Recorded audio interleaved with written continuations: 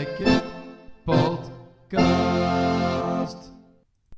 Hello to everyone listening and watching. I'm really sorry to record this afterwards, but we had some technical difficulties with the beginning of the audio. So if you're watching, you will see that the audio is not running yet.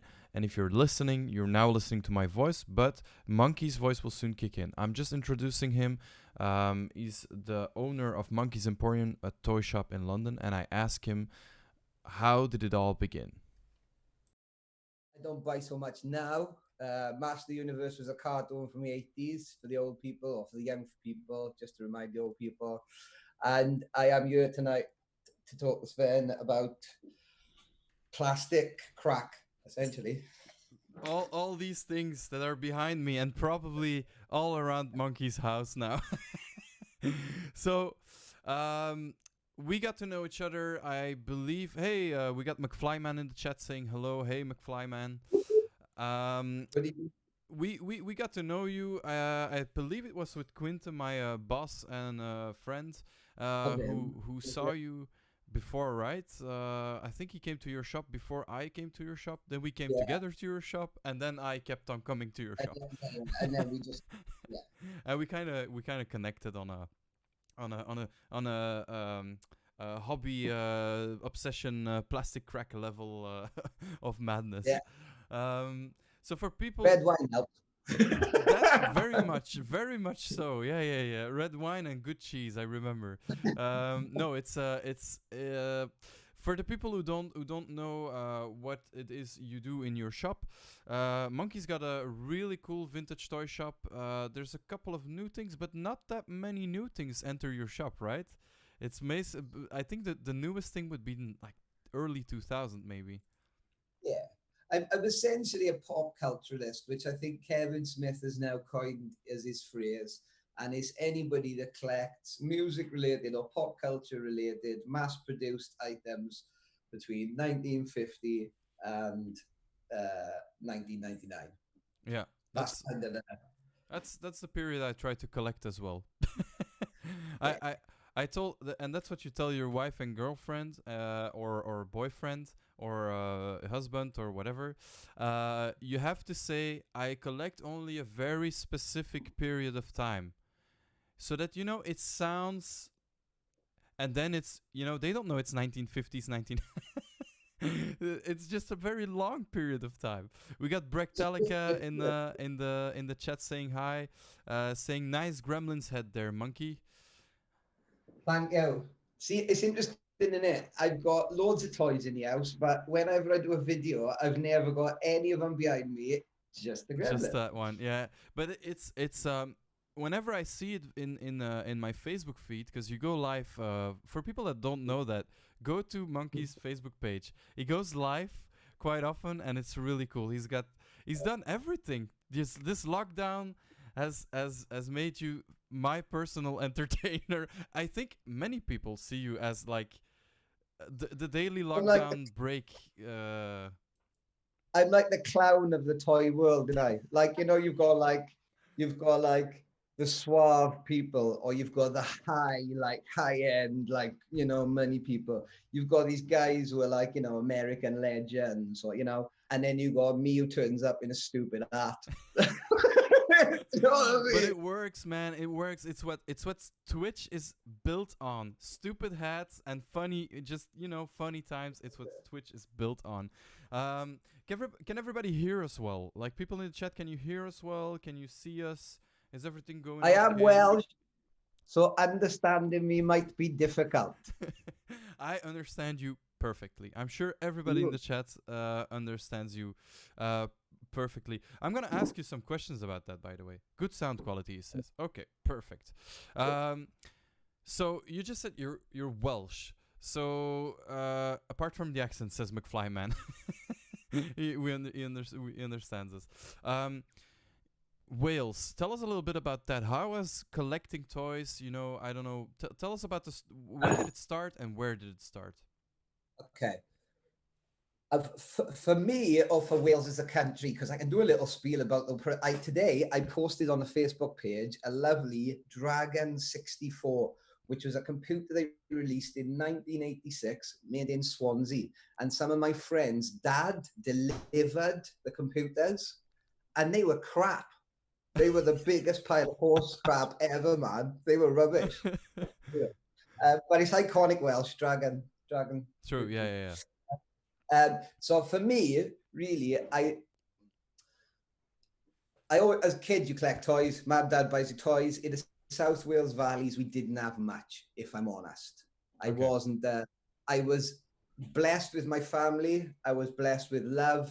I never wanted for anything, sir. They loved me completely, but unfortunately, they were skint. Oh man, like many. I wanted everything. Okay, I'm gonna let you finish your story, but I got a question that I ask almost every guest on the podcast. Did you also have that like neighbor or cousin that had everything, all the toys? Yeah. Like everybody had one. There was a guy in school, right, and his dad was a builder, local builder.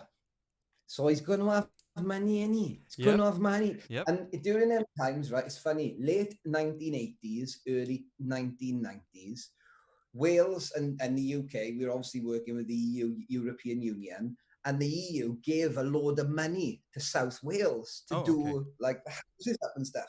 So this guy's dad was laughing. He was building everybody's extension, right? And he was forever coming in with like, I remember he came in with like 3 Slimers or something one day, and he's like, "Oh yeah, got 3 of them." And there you were with your one toy. I recognize the story, man. I'm not saying that because I grew up quite, we were good.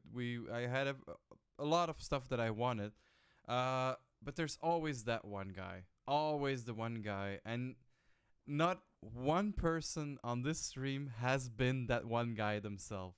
Like not one person. I think they're all. What I think is that they're all very uninteresting people now. You can feel the jealousy. Yeah, probably like it's like they achieved so much so young by getting every single GI Joe figure and like the flag. And they like now, yeah, they married young. She was attractive. She's got saggy tits now though, and he's unhappy. Yeah, I don't know. They peaked very early, very early. Very early. Anyway, awesome. I'm lying. Was anybody okay? Let's involve the chat here. Was anybody in the chat that guy? Was anybody in the chat the guy that had everything? We'll come back onto it later. Okay, so you were talking about Wales. So how did it start? When did it start? So for me, really, I'll be honest with you, I was working around different places in the world singing, because I sing as well. Yes. And then really just picking stuff up on the way. Then came back to the UK I'd been living in Cyprus, came back to the UK, and kind of there wasn't really much around then, but if I'm honest with you. And even eBay was quite the early stages, really, compared to what the developed compared to where it is now, yeah, the valuation service it is now. It is, yeah. Basically, that's it. So I mean, I've always loved E-Man, and then I fell into it in a number of ways. A, I just did lots of it and wanted to meet other people. Yeah. And B, I found myself, I was making quite good money out of it. Like I was selling a lot of it. It was like people liked it, and I think they were quite happy to sell to me as well, because I tried to be as honest as I can, really. And if they, if I buy it off them high, I've got to sell it high, which means a problem on stereo, I look a knob. So if I can buy it at the fair price off you, I can pass that on, and we'll be able to keep going. That circle going, and keep the prices normal. When I talk about you, when I make when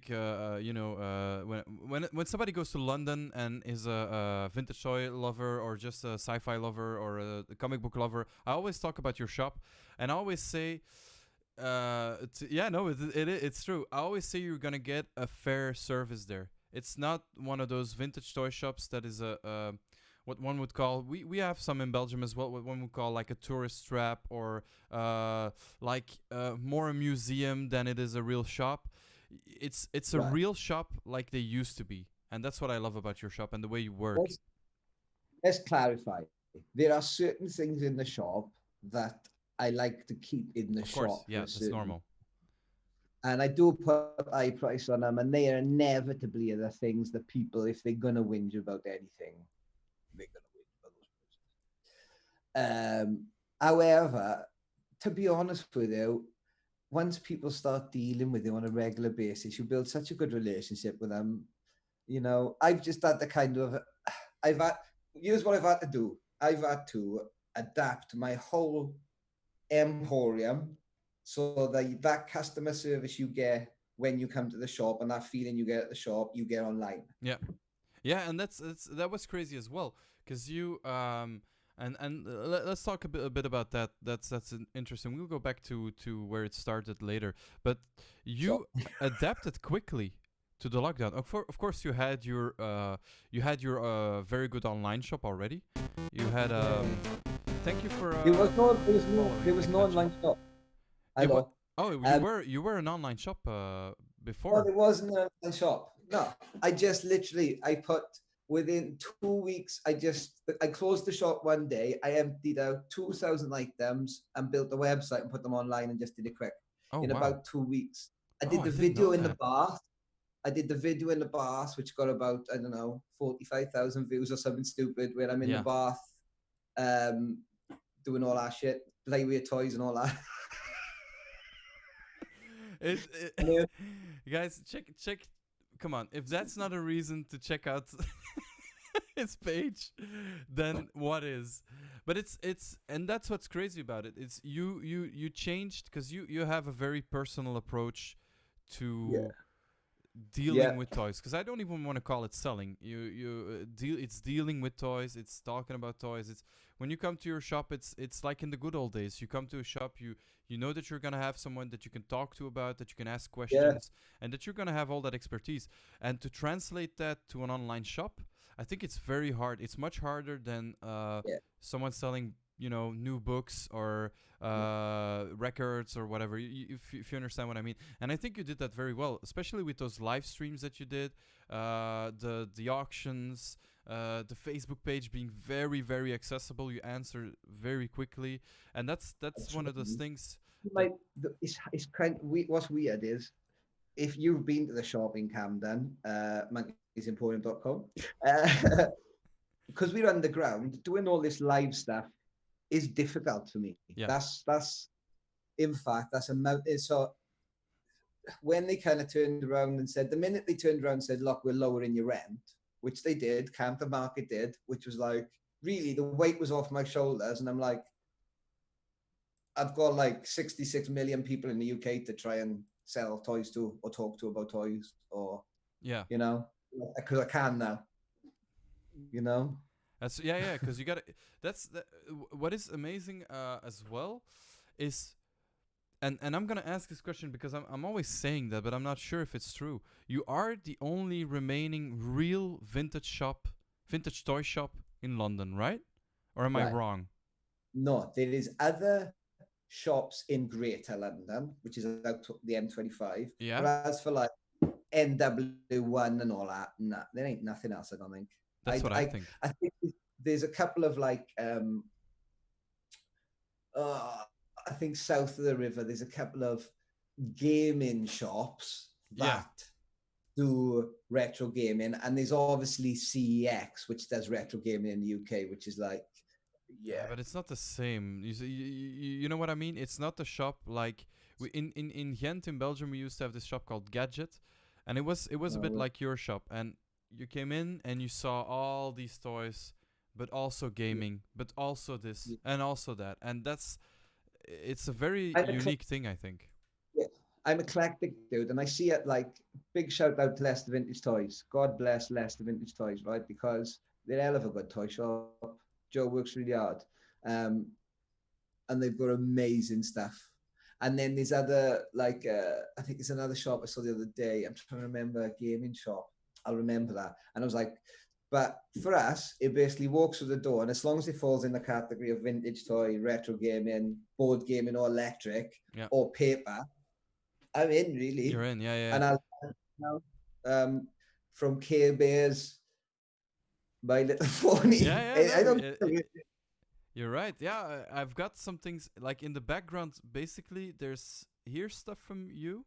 Here is stuff Yeah. from you. Here is something. Here's the first thing I bought from you. It's Oh here. yeah, man. I remember The that one. dinosaur. Yeah, that's the first thing I bought from you.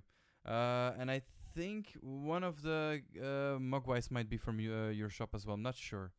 And And I love the here, this is also from you. Let me grab it. Let me show grab me. it. I'm pretty sure. I'm actually 99% sure I bought it from you. Yeah, this is it.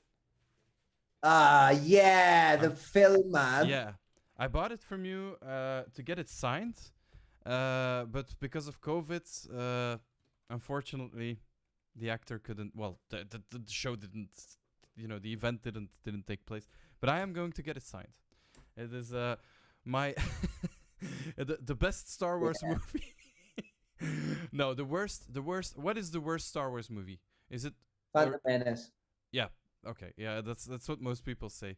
But I think the worst Star Wars movie is story-wise, it's gonna be the Phantom Menace. Sorry for fiddling with the camera so much, but it's falling down. Worst Star Wars movie should be Phantom Menace, but I think the worst Star Wars content has to be the Christmas special. It was so bad. Lego So have just bad. done one, haven't they? Lego have just done their own Christmas special, haven't they? Really? Yeah, Oh, Lego cool. have. How I good? read in the standard. How good is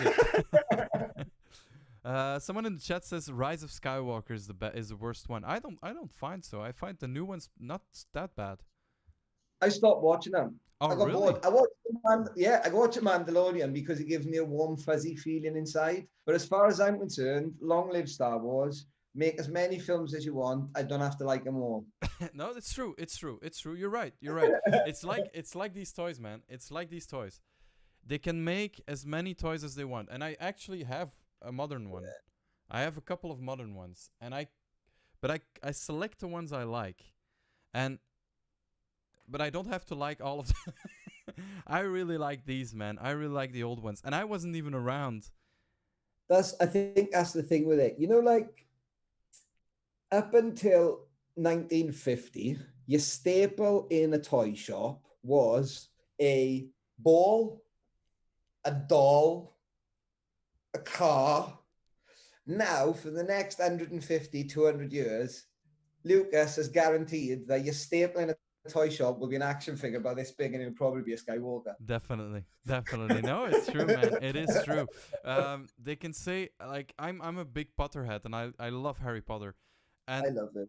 I'm sure that it's gonna be around for a long time, the movies and the books, and they're saying that it's the Star Wars of my generation. Yeah. But the toys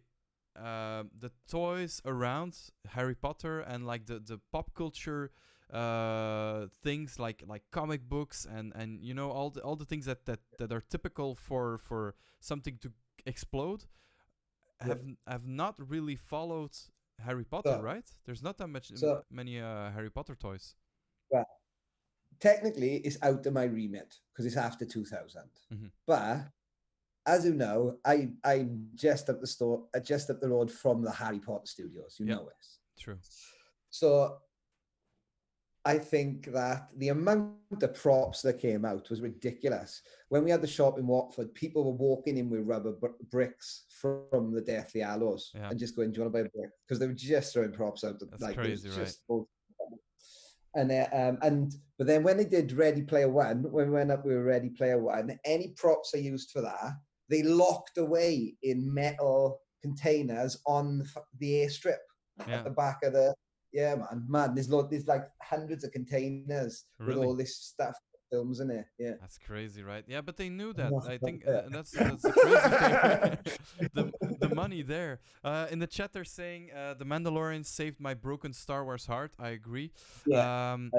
And a good idea, actually. A Harry Potter comic book series would be really cool, and I think so too. I just think that J.K. Rowling should you know, I don't know. Tell me. Right. There's been some pretty mental crossovers over the years. Doctor Who, Star Trek was brilliant. I Yeah, really true. liked it. Agree. My favorite one, though, I think they should do an Harry Potter Doctor Who crossover. I'm telling you, Ooh, it's going to happen. It's going to happen. it And has you to. think about it now. Have you read Ready Player? Have you seen the film Ready Yes. Player One? And I've Yeah. read the book Have as you well. read?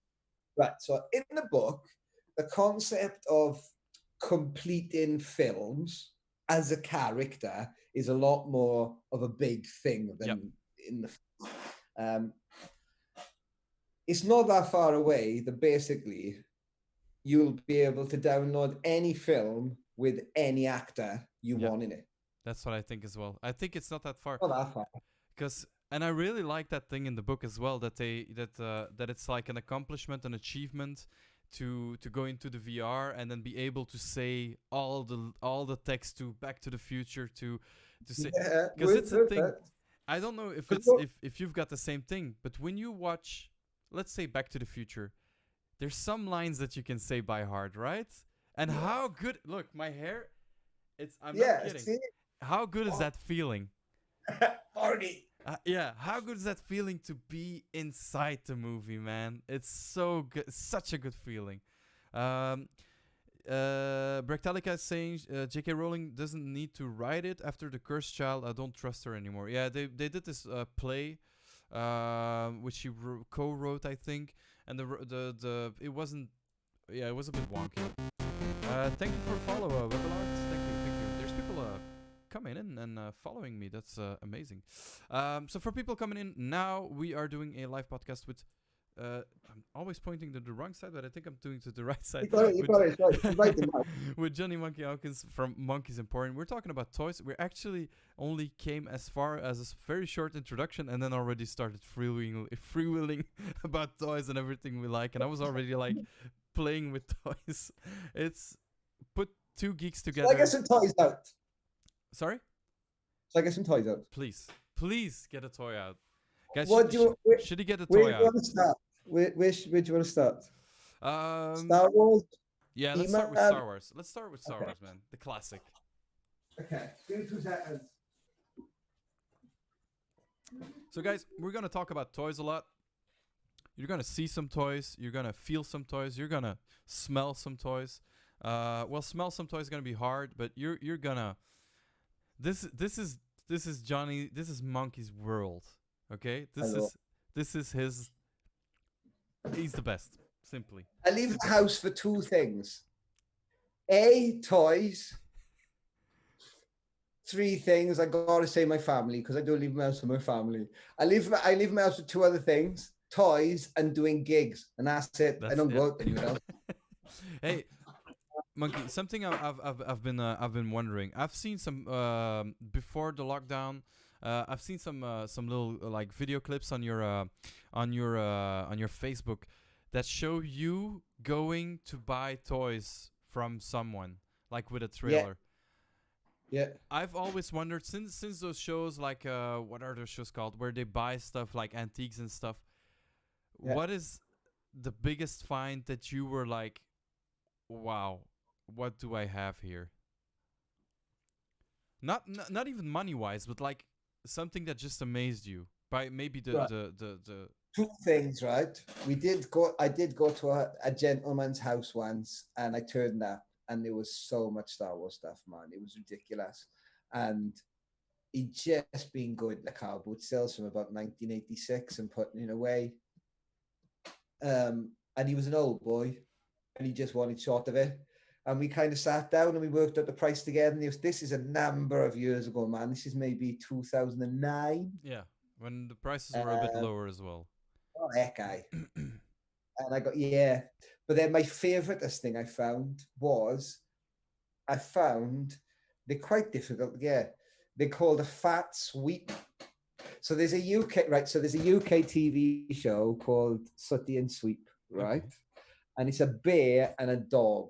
And it's the longest running children's show in the world. Oh, okay. Didn't know that. Right? It's called Sooty and Sweep. And the father passed it down to the son, and now the son sold it off to somebody else, and you know. Oh, cool. Yeah. Anyway, so Anyway, I found this puppet that I had when I was a kid. They're really hard to get, and I was really pleased. And I paid a fiver for it, and I was made up. Mine It was is in the right box. here. That orange thing. That is. It's. I've been looking for this puppet. So it's. We've got an amusement park called Walibi, and it's. Yeah, It been we're bought good. over by Six Flags, and then it turned back to this amusement park. And my mother used to work there. And I got this from my mother when I was a wee baby, when I was like 3 years old or something. And then at a hotel in France when I was 8 or 9, I think. No, I can't remember. No, it must have been. I must have been younger, 7 or something. I don't know why. I always had it in my bag when I Yeah. was until I was like 6 or 7. So I must have been 7, and I lost it there. And it was my favorite, toy, my favorite plush, but they didn't sell it anymore. And then it got bought over by Six Flags. So then they absolutely didn't sell it anymore. And now they've got this mascot again, but it looks way Yeah. different. So I've been looking for it. I found it last year, and I looked for it for over 20 years. And I bought this for like €1. And I Dude, you finally found found it. it. It is, yeah, and it is. And I've got two. I've got this one, and I've got what I call the good one. And the good one is I swear, in a cardboard box put away, because it's the best thing ever. Like for me, Ever. and I think it's worthless. Chat if somebody knows what it's worth, but honestly, worth-wise, I think it's worth nothing. But it is for me $1,000,000. It's best thing I've ever found. So I understand your feeling. I totally understand. It's See, that's why I like good, wholesome people. I don't like shitheads. no. Oh, I do. I like shit. No, I'm kidding. I'm kidding. I'm kidding. You know what I mean? Yeah, yeah. No, yeah, I'm kidding. All right, let's see some toys. Let's see some toys. Chat, But get it up for the toys. so there's certain people that we know, mutually know, that have amazing collections. Yes. Yes. And continue to grow that collection in all sorts of directions, into new brands, into new whatever. I very much stuck with He-Man.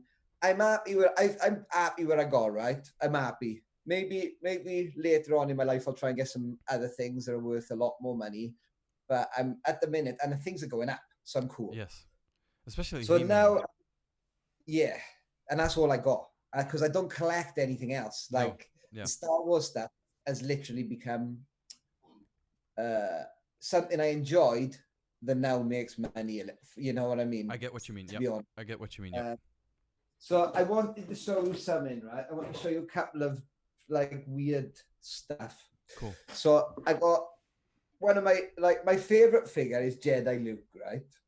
But there's millions and millions of variants of him, with a clip neck and all this stuff. But we did have this. We just sold this one, which is Bespin Luke, but that's on the walking card. Yeah. So it's a different card. Yeah. Yeah. So from what I can gather, they do this market research beforehand. So Kenneth, I've got a letter around you with one of the figures to say it was one of them. So basically, they put them at the till, and then they market research the card. And market research came back and said the card's boring because it's all just like white. Yeah. They changed the card back to a blue with him crouching. Yeah. But this is the rare one. So we sold that. That was a nice one. That wasn't cheap. No, I believe so. And even from that figure, there's already like very common variants, the hair color, and already those fluctuate with even lose a couple like 10, 20, 30% more or less. So that's pretty nuts. The variants, man, it's a world apart. I tend to sell my variants whenever I find some, because I would rather have a nice complete figure than to have that amazing variant. For me it's more important to have and I even think this one is a variant. I'm not sure with the white hair. Yeah, it is a variant, grey or white hair. So ultimately, I've said this to you before, if you've got all of the money in the world, you can buy everything. It's not money can buy anything really. So I think you could pretty much get everything. So really, being able, for me, the biggest wall I hit living in London and being a collector was I can't have a big collection. It's impossible No. because I can't afford to pay to house a collection. Yep. I can run a business, but to have all this stuff, if I do understand why in America, some of these guys have got massive warehouses because they've got so much room that they never really have to sell anything if they don't want to. That's right, and it's just way cheaper as well. Yeah, that's right. It's just way cheaper for them as well to get like for here, for example, if you want to rent like a stock, just a small warehouse, it's already pretty expensive. Like even a garage box is pretty expensive here. And in the States, man, I've heard people renting like huge warehouses for like, I don't know, well, not huge, but like a regular sized warehouse for a couple of dollars a month just to put away some stuff. And here it's, well, I know in London it's the prices are through the roof. So it's just. And I come from Wales where honestly for £12,000 sterling, you can buy a 3-bedroom house. Really? Yeah. I come from the cheapest, of the UK, I come from the place where houses are definitely, or certainly back in the 80s was like. All right. Well, that's I love a place. People are lovely. I'm gonna stop the stream and go to Wales right now. Don't you love it over there? They lovely lot they are, and then everybody will go, "All right, but how are you?" And I'll be like, "Sure, hello, I am from Belgium." Oh man, no, but it's a beautiful. I've seen. I haven't been there in Wales, but it's beautiful. It's a very it's there's a lot of nature there, right? Yeah, I mean, to be honest with you, when I grew up, because of the coal slags and the work and the mining work in South Wales, now it is beautiful. There's bits of it, even where I come from, as my mum would say, they've done it up. I understand what you mean, man. There's some regions in Belgium that have also been done up a little bit. Yeah. That in the 80s were very different. All right, let's get to the toys. I keep interrupting you. Let's get to the toys. No, it's fine. Where was that? So I have this one in the other day. I thought I'd show it. You like all this stuff. This one's Clipper from Belgium. Clipper from Belgium, yes. For the people that don't know what that means, this is quite rare as well because it's from Clipper. Clipper was the Belgium and Dutch, I believe, maker or distributor of Star Wars toys. Yeah. Like you had for England you had a real maker. You had Palitoy. Palitoy, the Kings, huh? Yeah, but they made stuff. Yeah, I love it. Takara stuff. Oh my God, Takara was making Transformers were being made by.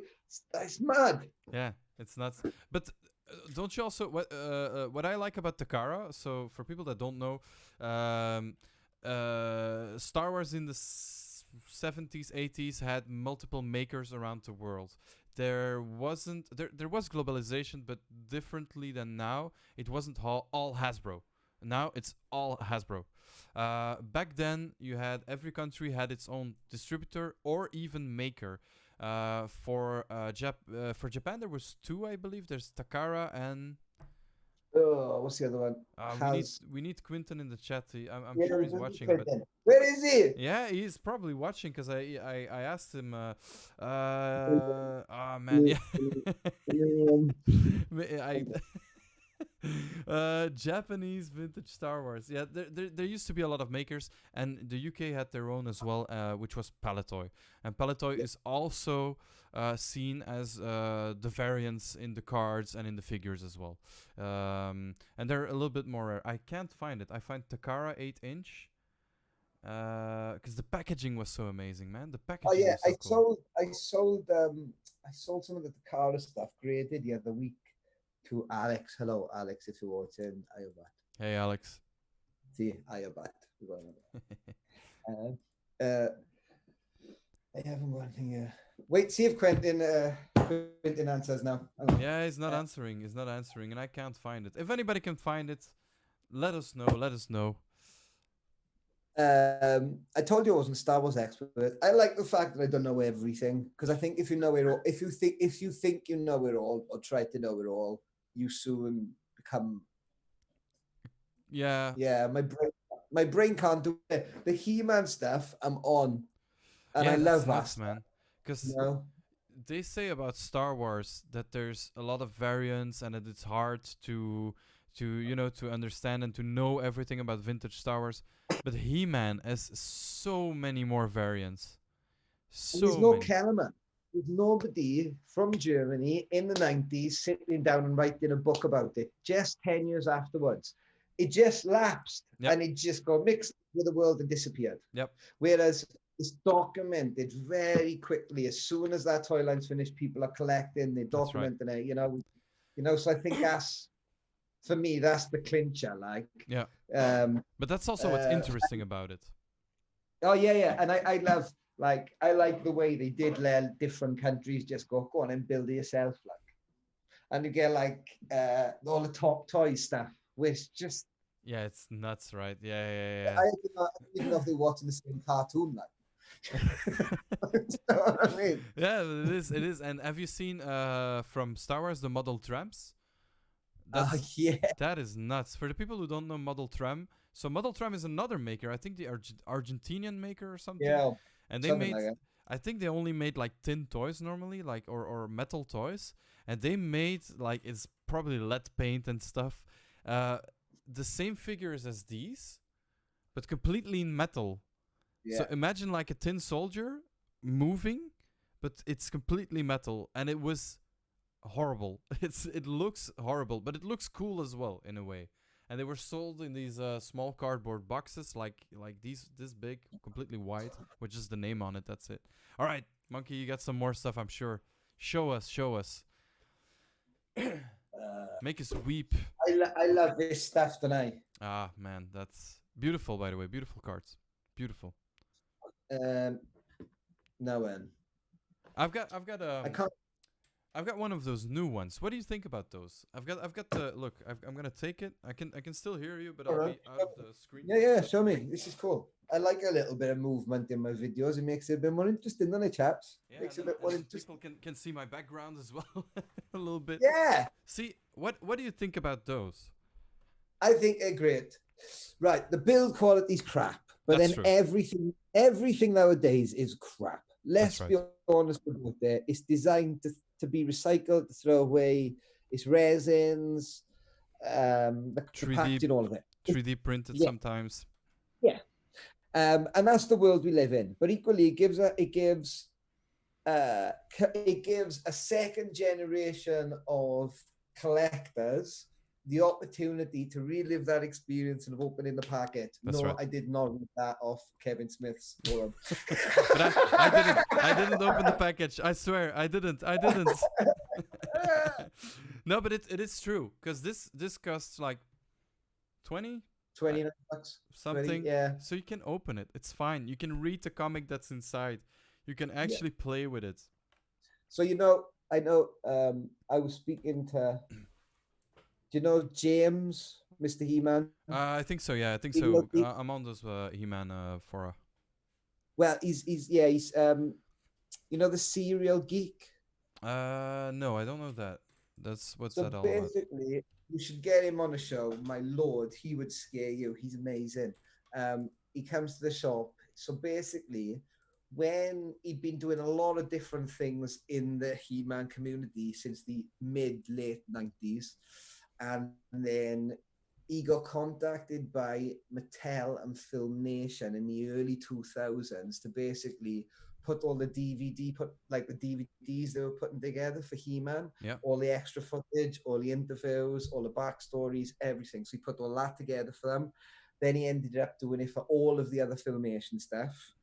He worked on the new Adventures of He-Man, the new 2000. Yeah, he did all of that.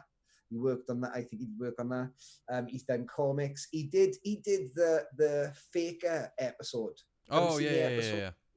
It's him. Oh He's really? done it, like, Yeah, man. And That he is comes in the nuts. shop a lot. I love him. And I was asking him about what he thought of them, and his line was, "It's great. It extends the lifeline, you know." That's right, and it's also because Star Wars is doing the same now with their retro collection. Um, they've made it very clear that they do not want to have the prices on the current collectors' investments go down, which I don't think it will. I don't think it will because it's very clearly that it's new toys. Uh, Try if I turned to you and I said, produce me a Star Wars figure, exactly the same plastic, exactly the same materials, you wouldn't be able to do it. They wouldn't let you do it now. no, yeah, that's right. It wouldn't happen. It's always, The, you can't make them plastic. So there are a couple of people. I don't want to enable that, of course. It's nice for people that want customs and stuff.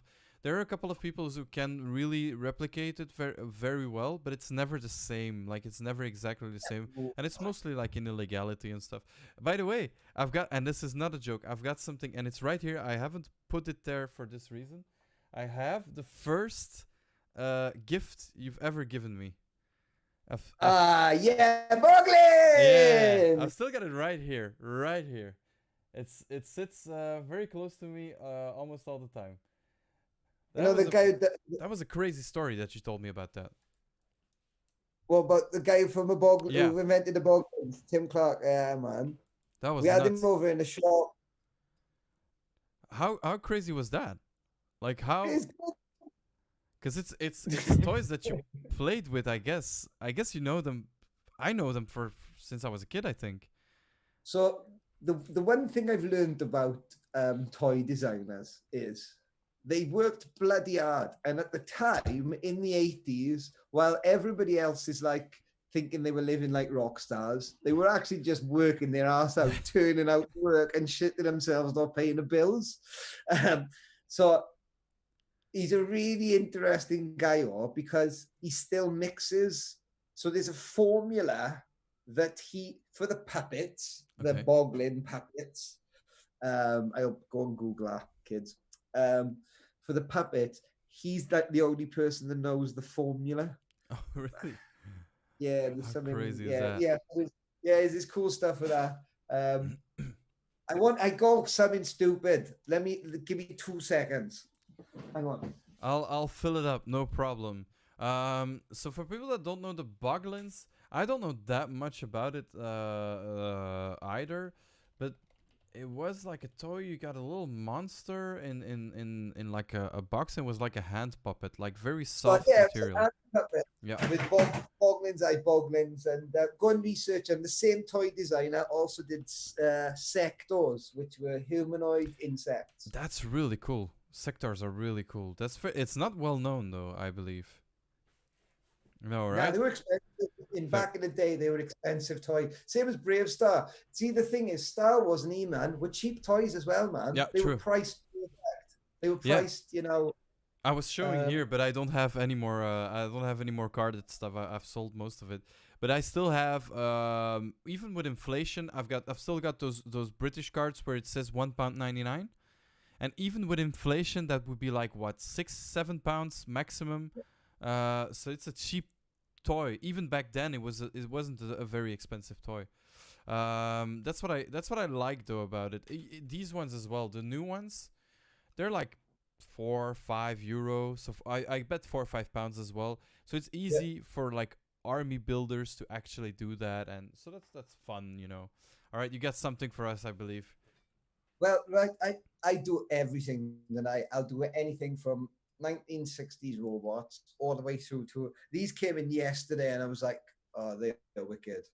Oh, that's cool, man. Man, I don't know if like was it the same. Oh man, I love that show. I honestly love that show. Rugrats. The Rugrats. Dun, dun, dun, dun. Oh man. Oh, I love that show. And I watched it in French because I speak Dutch, French. You're clever. I was just raised in both languages, and it was called Les Razmoquettes. and it means low to the carpet in like slang, and it's so Low- funny because they're babies.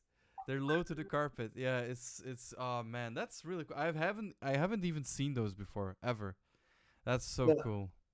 I That's so came cool. in and I thought, oh, I'm not gonna put them on social media or anything because they're really super cool. That's And I so thought I'd cool. show it on this stream to like, That's amazing. ta-da. Thank you for sharing that. I haven't even I've never seen them before. Someone says Rugrats. Yeah, you're cool, man. Yeah, I really like that show. I love that show.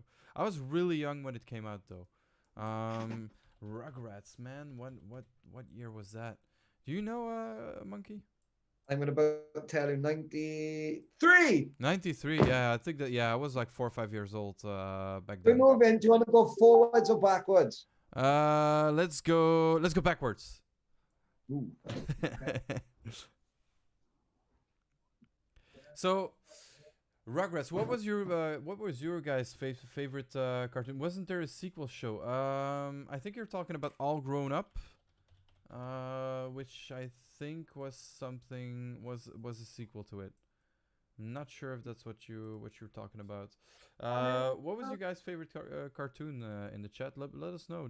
Don't be afraid. You can type, and if you can't type yet, just gotta follow, and then you can type. Yeah, that's the one. Yeah, All Grown Up. That wasn't super famous.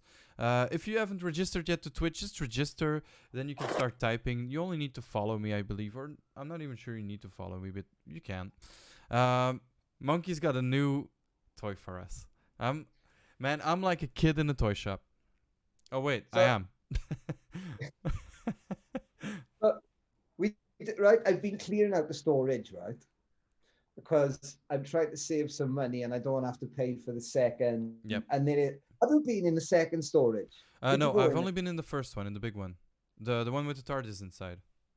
Oh no, down the bottom where the Dalek is. Yeah. Have you been to that?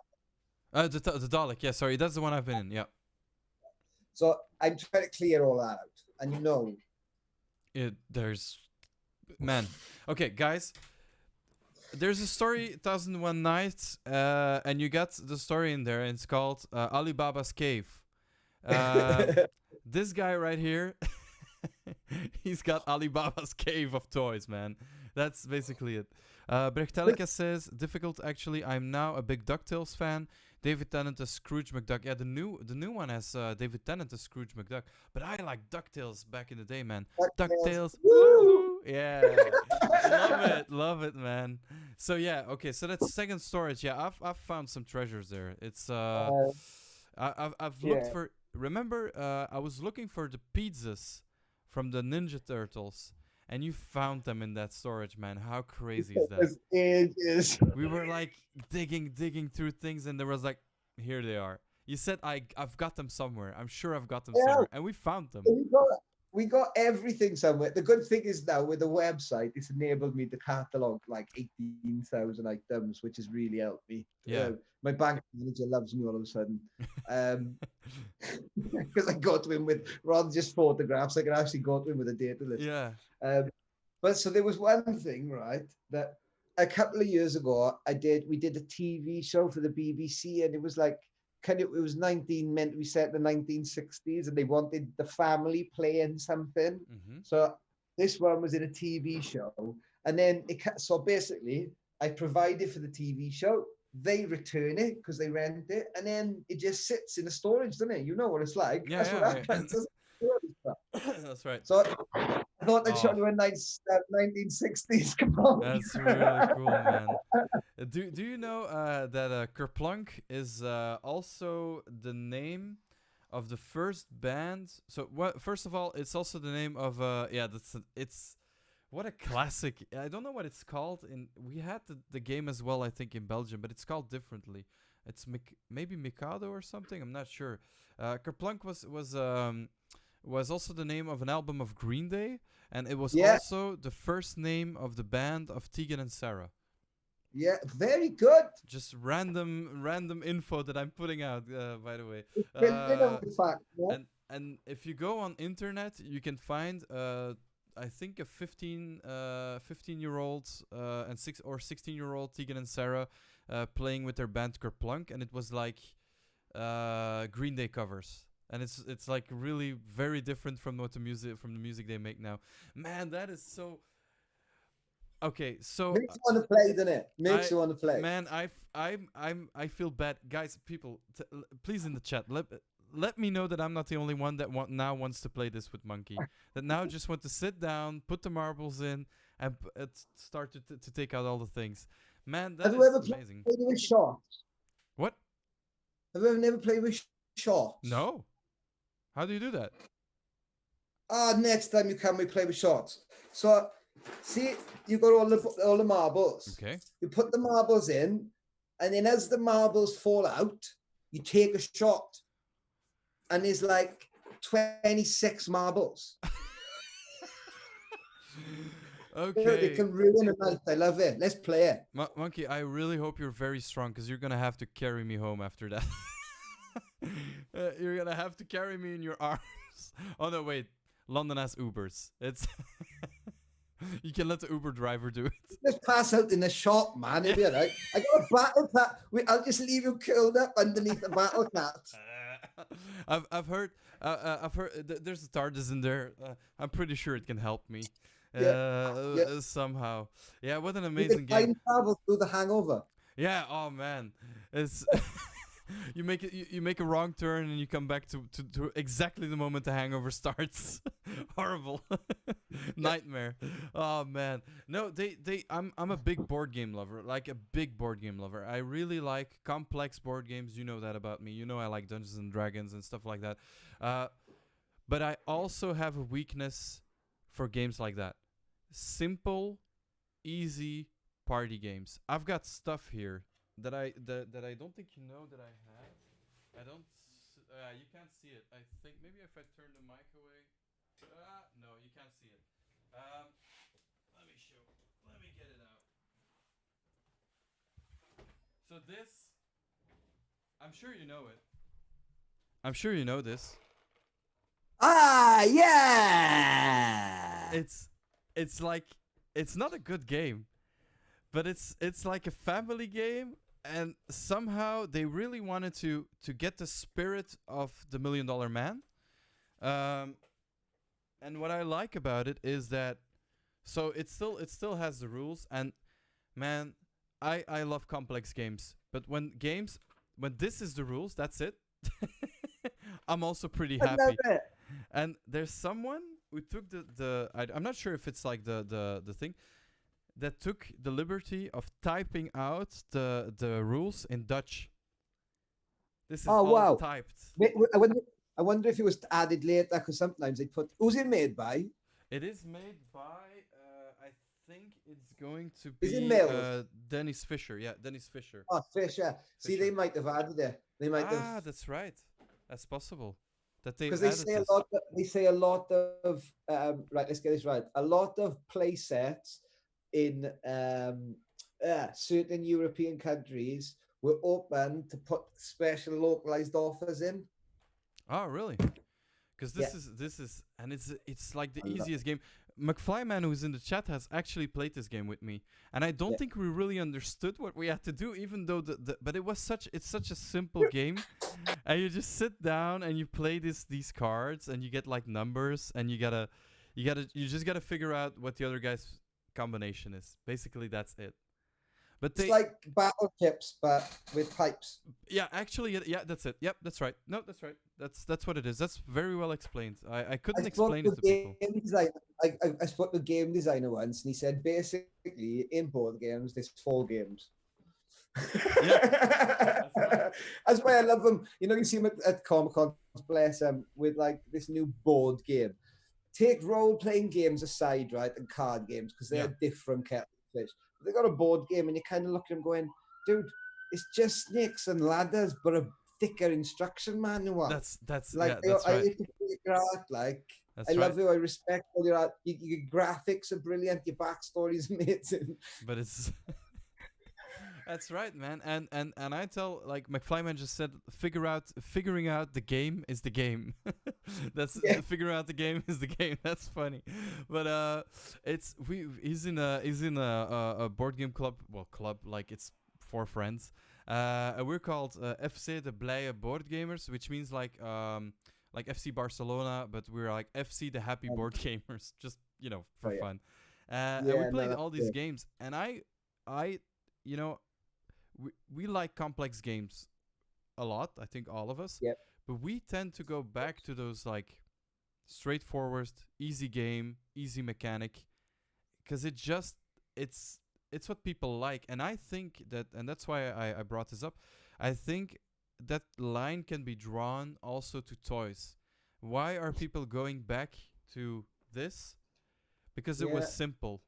It's not simple, but it is what it is. It doesn't pretend to be anything else. It does what it does. It's a toy you can play with, and it's just like the design is just, and it doesn't try to be other things and be super mechanical, and you can light it up with Bluetooth or something. It It's, doesn't really matter. it's that one word in it, or at least two words, requires imagination.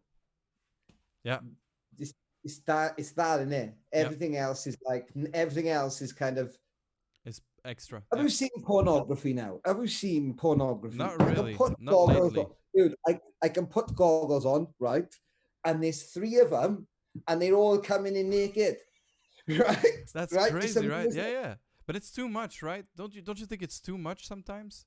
I think we were But talking hang about on a minute. VR. Yeah. It's not. But, but when I was a kid, finding the magazine in the park.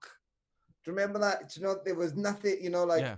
when I was a kid, there was no online pornography. No, We had no, to no, same find thing. Yeah. I think find a most people in the chat. magazine. Yeah, a magazine somewhere. And titty magazine, or under your dad's thing, or you'd find a video or something. And now it's so everything's so instantaneous and Very so instantaneous. self-gratifying. And you're But talking to about us, that now, but you're right about a lot of things. Also about even the movies or whole music. world's like The that, whole not just world all. is like that. We Yeah. with McFlyman, we had a podcast in Dutch last week that talked about pop culture and music, and that was one of our conclusions as well. The thrill of finding new music, I think, has gone a little bit, and like finding a new movie, because if you want to watch a movie, even if it's in the theater still, you can already watch it. I'm not gonna say to people how to do it, but there's ways that you can just watch it. It's there on the internet, and that's crazy. Like for me, it's too quick. Everything too quick, too much. But yeah, You it's know, I was speaking to one of the boys right the other day, and he's quite a big Star Wars collector, and he said, "Do you know what was the amazing thing about the end of Star Wars?" And I said, "What was that?" He said, "We had to live in a world where we had no toys, and we didn't know what happened next." it was Like he just literally said, he walked out the cinema, and it was like 2 years before we saw the film again, and almost nearly a year. Well, yeah, longer to get the toys. That yeah. like, do you know what I mean? It was like, That's right. That's right. And that's why I like going back to VHS, because it yeah, reminds me of a time. Yeah, it reminds me of a time that you actually went to the cinema, watched a movie, and then, like you say, wait 1 year. Sometimes if you were in bad luck and it was an American release, you had to wait 2 years yeah. before it came out on VHS, and that you could actually see it again. Like, and even then you were like, there was a whole thing, the whole ritual. You didn't have like to put Netflix on and just. And I'm not saying that this world now is bad. I don't want to be a grumpy old man. No, we're not. That's We're not. not saying that No, because we live in a world where we are currently using whatever we think about. They're using science to fight some kind of something. that's right. So we're in a safer world where people are treated by cancer every day. It's an amazing world That's right. where I can talk to you and I can connect with you about the same things a million miles away and Which is send you wonderful, virtual right? love. Yeah, but but There's always a big but. we got to live in the generation where creativity flourished and could flourish because I have feelings that once the advent of the internet happens, really people are bombarded so quickly with everything they want. There's no such thing as new ideas. How No, can it be? I think How can it? that's right. I totally agree with you, and I know that you're a musician as well. And music Right. kind of has that same syndrome. Well, no, I've heard your band. You're very good, and y- I think music has that kind of same syndrome as well. It's like I'm not saying that they're making bad music, not at all. But I'm just saying it's been done before, definitely, and MIDI technology changed music, right? definitely, And then really nothing in music. There was no everything was MIDI based then for 20 years. yeah, And then the internet comes along, or like technology comes along and takes all of that away, all that outboard stuff, all of that, all of it. And it does it with the industry, does it to itself as well, isn't it? It's that thing of like they sign Nirvana and you know, Kurt Cobain goes bonkers. So the next thing they sign is Britney Spears because it's just a yeah. fucking safe bet now. That's crazy, right? You Yeah, that's know, it's crazy. It's funny. exactly It's what funny. happened. We were talking about Nirvana last week as well on that podcast. It's logical. We were talking about pop culture and music through the years, so Nirvana has to be Kurt one of them. Cobain broke the music industry because Yeah, he was the first one that went, actually, I don't need your fucking money. which is crazy, right? Because he kind of did need it. Of course he did. We all need it. He was mentally ill, and really, he should have had the help he had instead of shooting himself in the head, poor sod. But the industry actively encouraged him to be that character because they That's were right. making so much money. And then they got messed in the arse because he started burning money at gigs and stuff, and they lost losing millions of pounds on different stuff. And then bang, How much? How he much? almost robbed them back, didn't he? That's That right. was his ultimate thing, wasn't That's it? right. He was robbing them back. That's right. Because how much material do you think has been lost with him that he maybe broke the masters off? I see him do that, man. I'm sure he did that. I'm sure he just or didn't like songs that he wrote it just didn't bring them out. You know, it didn't happen with, you know, as brilliant as somebody like Jimi Hendrix was. The movement around him was the fact that he was a black man doing an amazing thing and being allowed to. Yeah, That's the yeah, key to being allowed to. that's right. Being so good at it that everyone, even though they were, you know, Yeah, racist or horribly yeah, racist. yeah, Yeah. You know what he did there, that was for a movement for the people, and that's brilliant. But for the music industry, the same as what the Beatles did, Kurt Cobain broke the industry, and you can see that line in the 90s where he breaks the industry and it comes out the other side. that's And right. it is what it is. It is what it is now. And Brechtelika says every riff has been played before. Yeah, that's right. Yeah, every riff basically. Even though I think the metal and like the more obscure genres still tend to come with kind of new and innovative things because they don't care. Baby metal.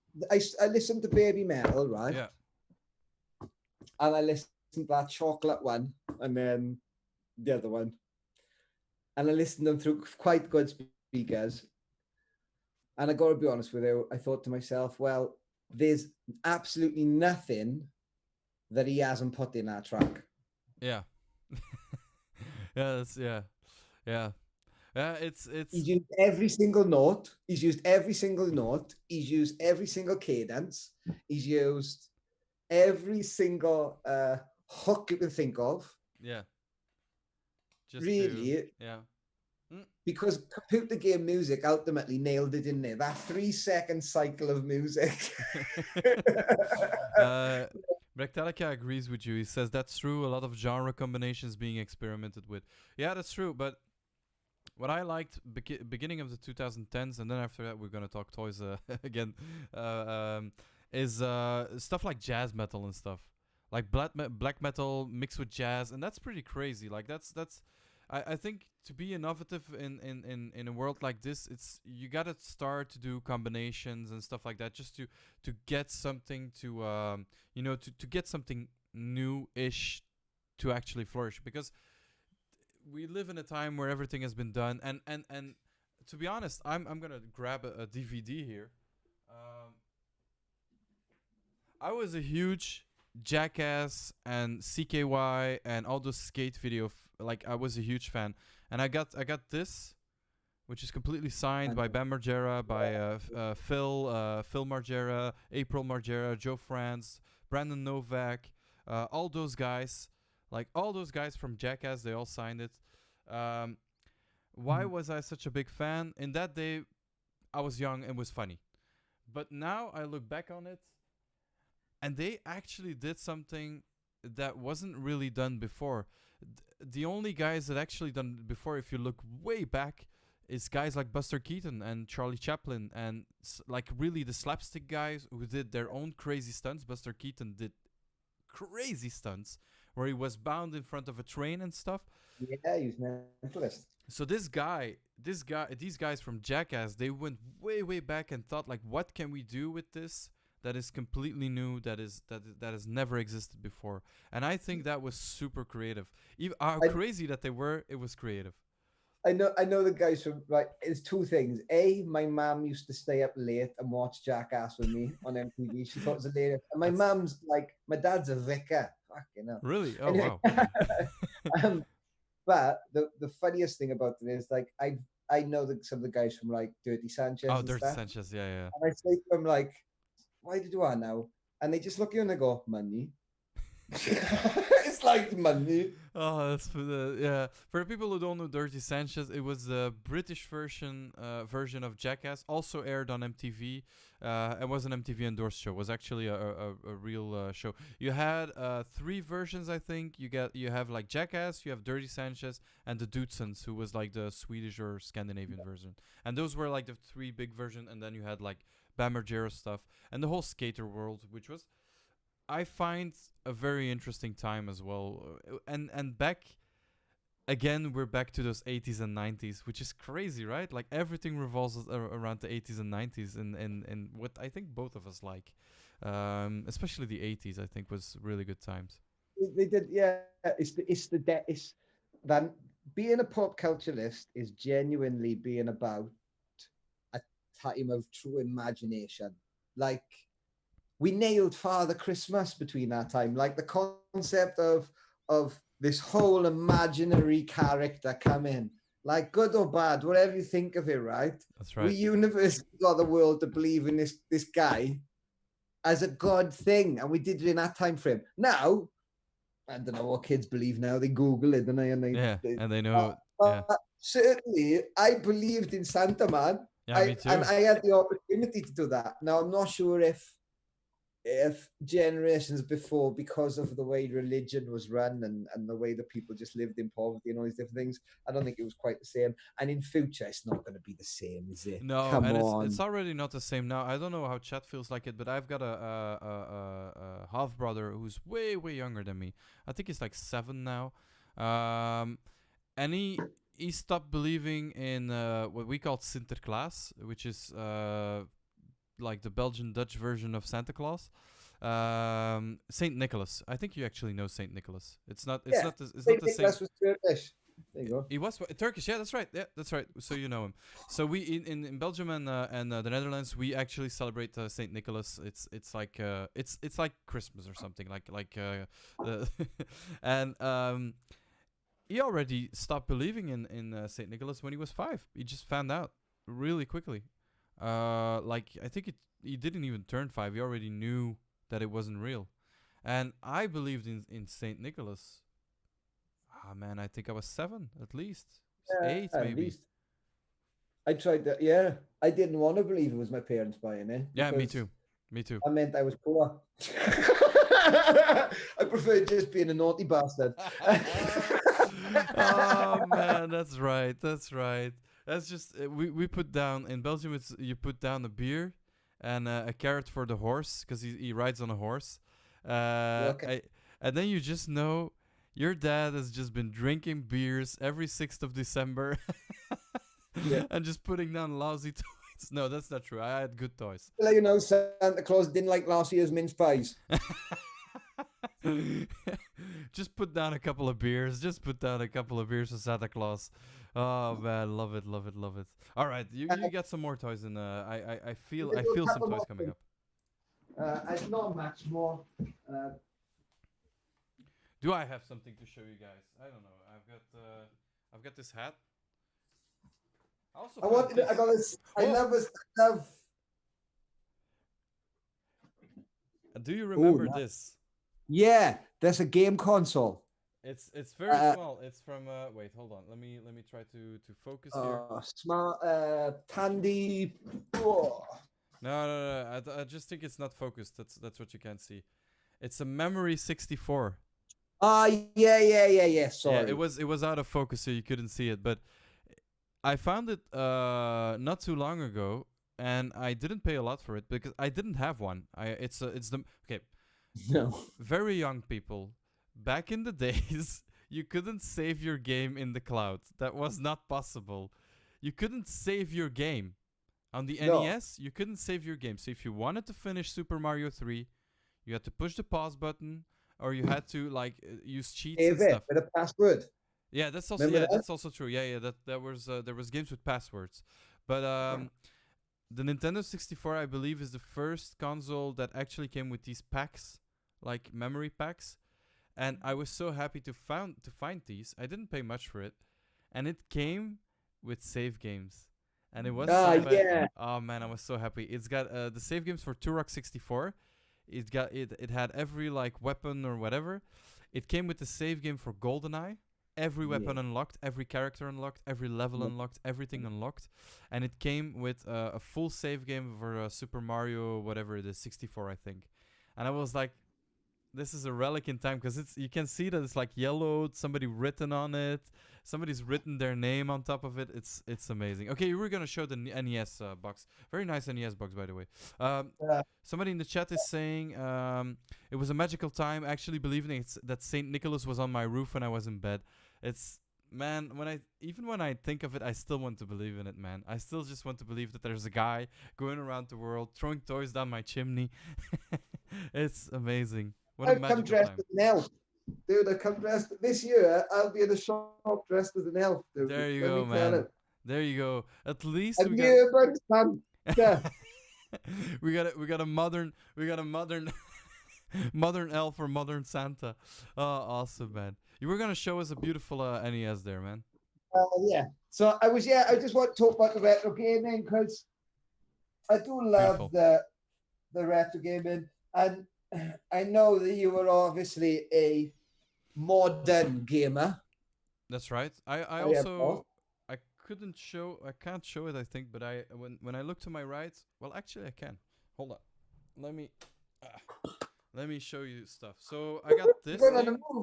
Let me show you that. So there's that's a NES copy. Yeah. Japanese copy that plays both. In there, well, you can't see it, but there's a Mega Drive. This is a Nintendo 64. I've got a Super NES back in the thing. There's a PlayStation 2 in there and a PlayStation 1. And then, of course, I don't know if you can see it. The arcade machine. I've got my own arcade machine.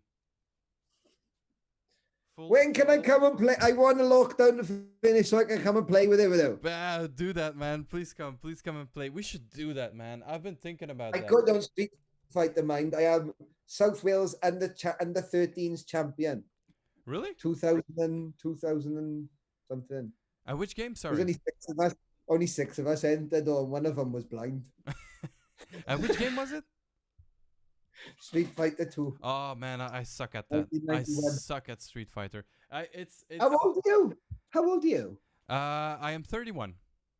Oh, okay. 31, so I'm a bit younger, but I suck at it. I was you know what it is? I was too young to be able to play it well. So I played it like little kids do. Yeah. But you got a Tekken. Just like that. Sorry? You got a Tekken. I'm pretty good at Tekken, yeah. Pretty good. But that's right. It's my generation. I think some people in the chat will also be of my generation. There, McFlyman is I think a little bit older. Well, I think I know he's a little bit older, but he also has other games that he probably played.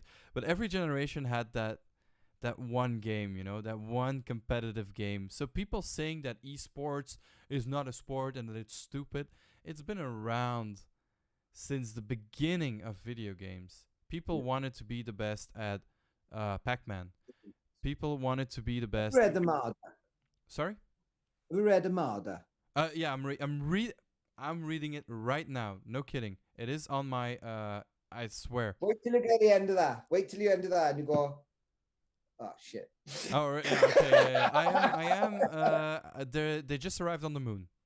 Because that's the same universe as Last Starfighter. Oh, really? Oh, Same cool. universe. He's written in the same That's universe. good to know. That gives.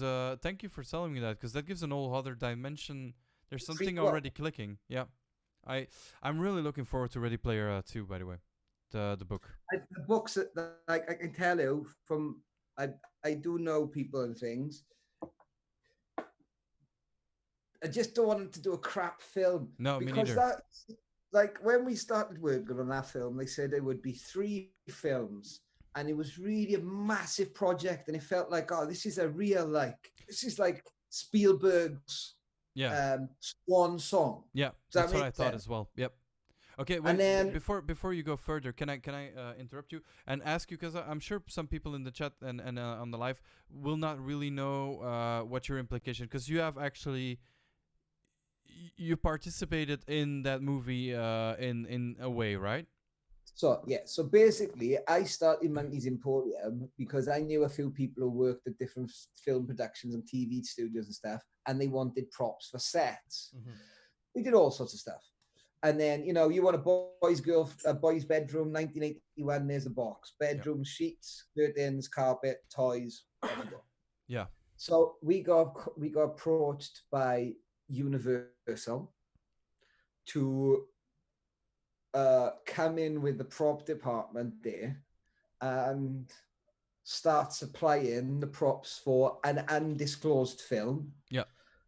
And they showed me a photograph or artist's impression of Wade's bedroom and Wade's van, and I'm like, well, I know what this is straight away. Yeah. I've read, Yeah. like, Yeah. Yeah. Yeah. Yeah. Yeah. I was like, yeah, I want to do this.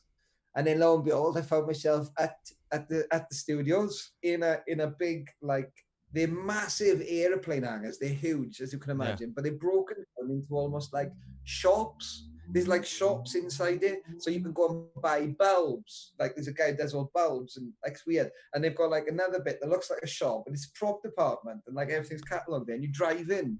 So Oh I man. drove in, and there's Spielberg in this area. And as we are unloading some of the toys and like sort out the toy, because what they actually do is, which is bloody disappointing, is they 3D scanned every single toy, That and for sucks. 50% of it was the 3D scans. So they wanted played with toys, so that when they 3D scanned them, they had natural play with damage. And I understand why, because it makes it easier also for, like, because they're all very small things, so things fall over. So I get that continuity is easier with, Yeah. green screen basically, or blue screen. I get that, but like, what's really cool about even the new Star Wars movies is that they still use like real puppets and still like real stuff. But I think it's a mix, right? In Ready Player One, there's a mix of real stuff and like CGI, but a lot of CGI, I believe, right? Yeah. That's. But honestly, I didn't think it was that bad of a movie. I thought compared to the book, it was horrible. Yeah. And Compared to the book, it was horrible. But and you can see it is a line, right? I'm telling you, and I've said this to a number of people, and I can say it openly. I don't think anybody would shoot me down at Universal or anything. It's a fact. When it got made from 3 films, they said it's going to be moved from 3 films to 1 film, the next day I got an email from Universal, from the mistress, saying, just to let you know, anything Spielberg, he doesn't want in a film. oh, yeah. He pulled ET, everything. He pulled it all out. We still got paid for it. Yeah. Yeah, but still, I find that it's because I really hoped for, like you say, like Spielberg's swan song, and just like this amazing epos of all his movies, because he's a very important person in my life, in every geek's life, in pop culture, in anything that actually makes the geek world geeky. Thing. I mean, Stan Lee's up there, but to be honest with you, I think Stan Lee did a lot in a specific genre, whereas what Spielberg has done, come on. Also, and I'm not gonna make friends by saying this, but Stan Lee was just, how can I say this without hurting people? Stan Lee was a very good collector. He knew how to find characters and get them there, but he He also wasn't. lived a long time and was very active till an old age. You can say these things to me, I don't mind. I don't want to, I don't want to, but he's not a thief. Stanley is not a No, thief, but he was a no. very, how can I say that? He He I surrounded himself with the right people, certainly, That's right. and that's a skill. I think one of It's a his very good skills skill. was he was a really good director. Yep. This is where we need to go. Like Hugh Hefner, who did all the Playboy stuff. This is the way we need to go. Yep. I don't know how to write an That's article, right. but we need to do an article about black women in this month. That's right.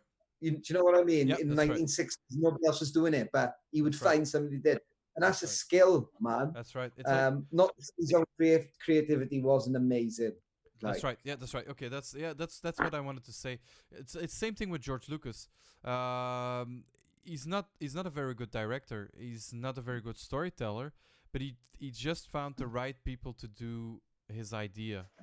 And that's what made Star Wars Star Wars. And there's a book here called I Am C-3PO by Anthony Daniels. I've read a lot of Star Wars books that show the behind the scenes, and all of it is really amazing, but not that much so by George Lucas, but by the actors that worked on it, by the writers that worked on it, by the crew that worked on it.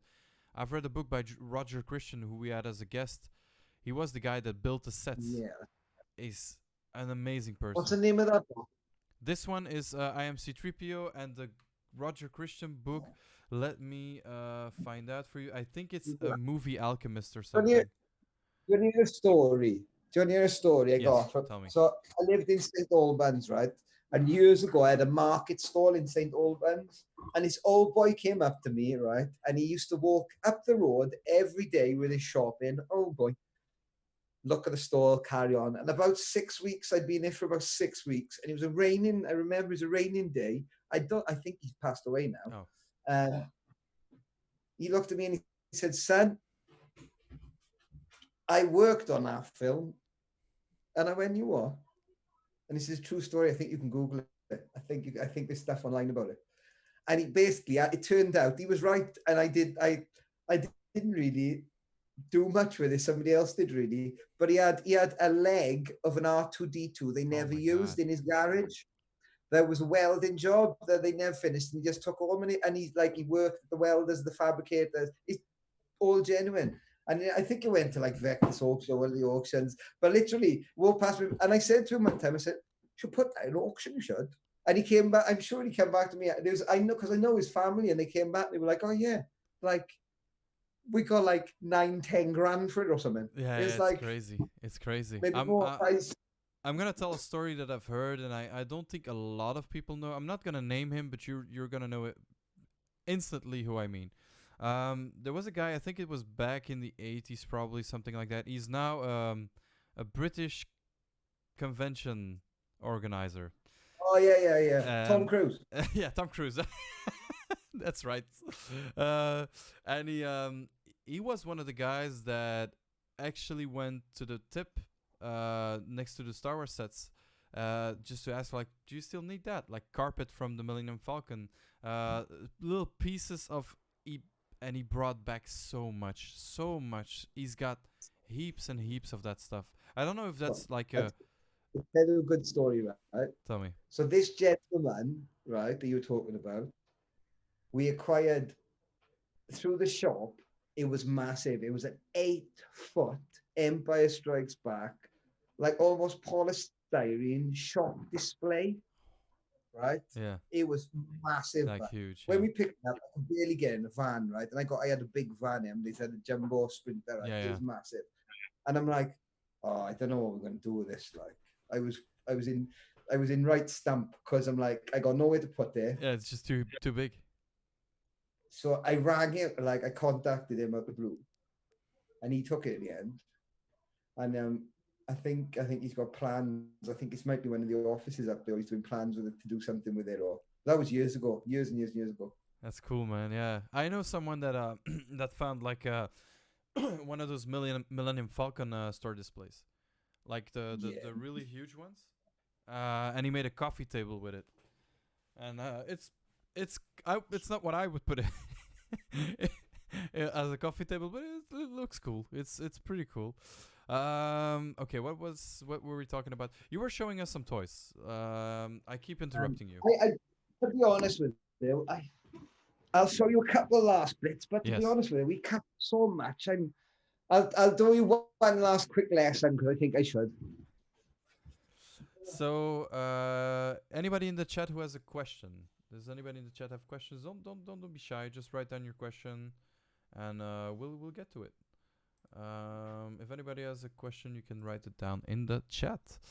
It can be for me, it can be for Monkey, it can be for both of us. Can be a question to the chat, like what's your favorite toy? What's your favorite toy line?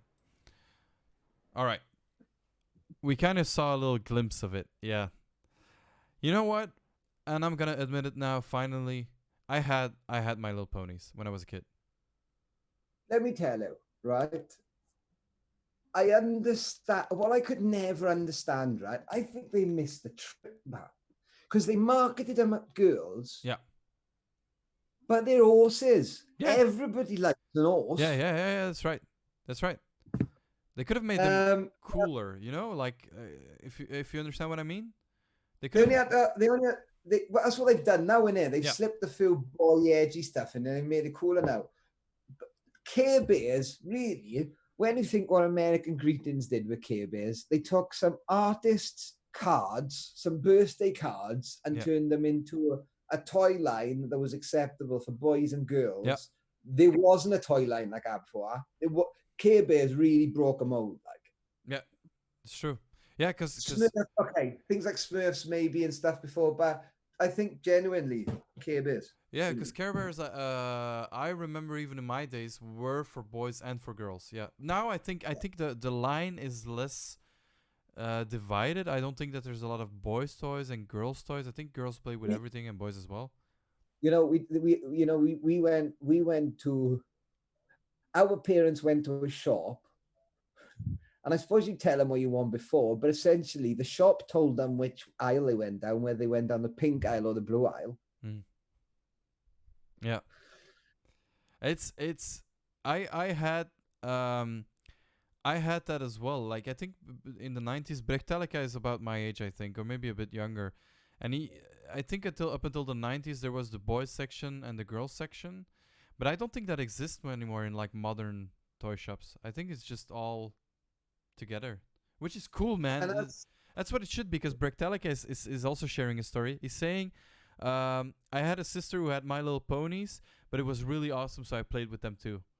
And that's what it was, man. Barbies as well, man. They were just cool. They could play with your He-Man. When I was a kid, well, this is what I'm saying. When I was a kid, Barbie and He-Man would have a bath together, and Han Solo would ride a pony. Of course.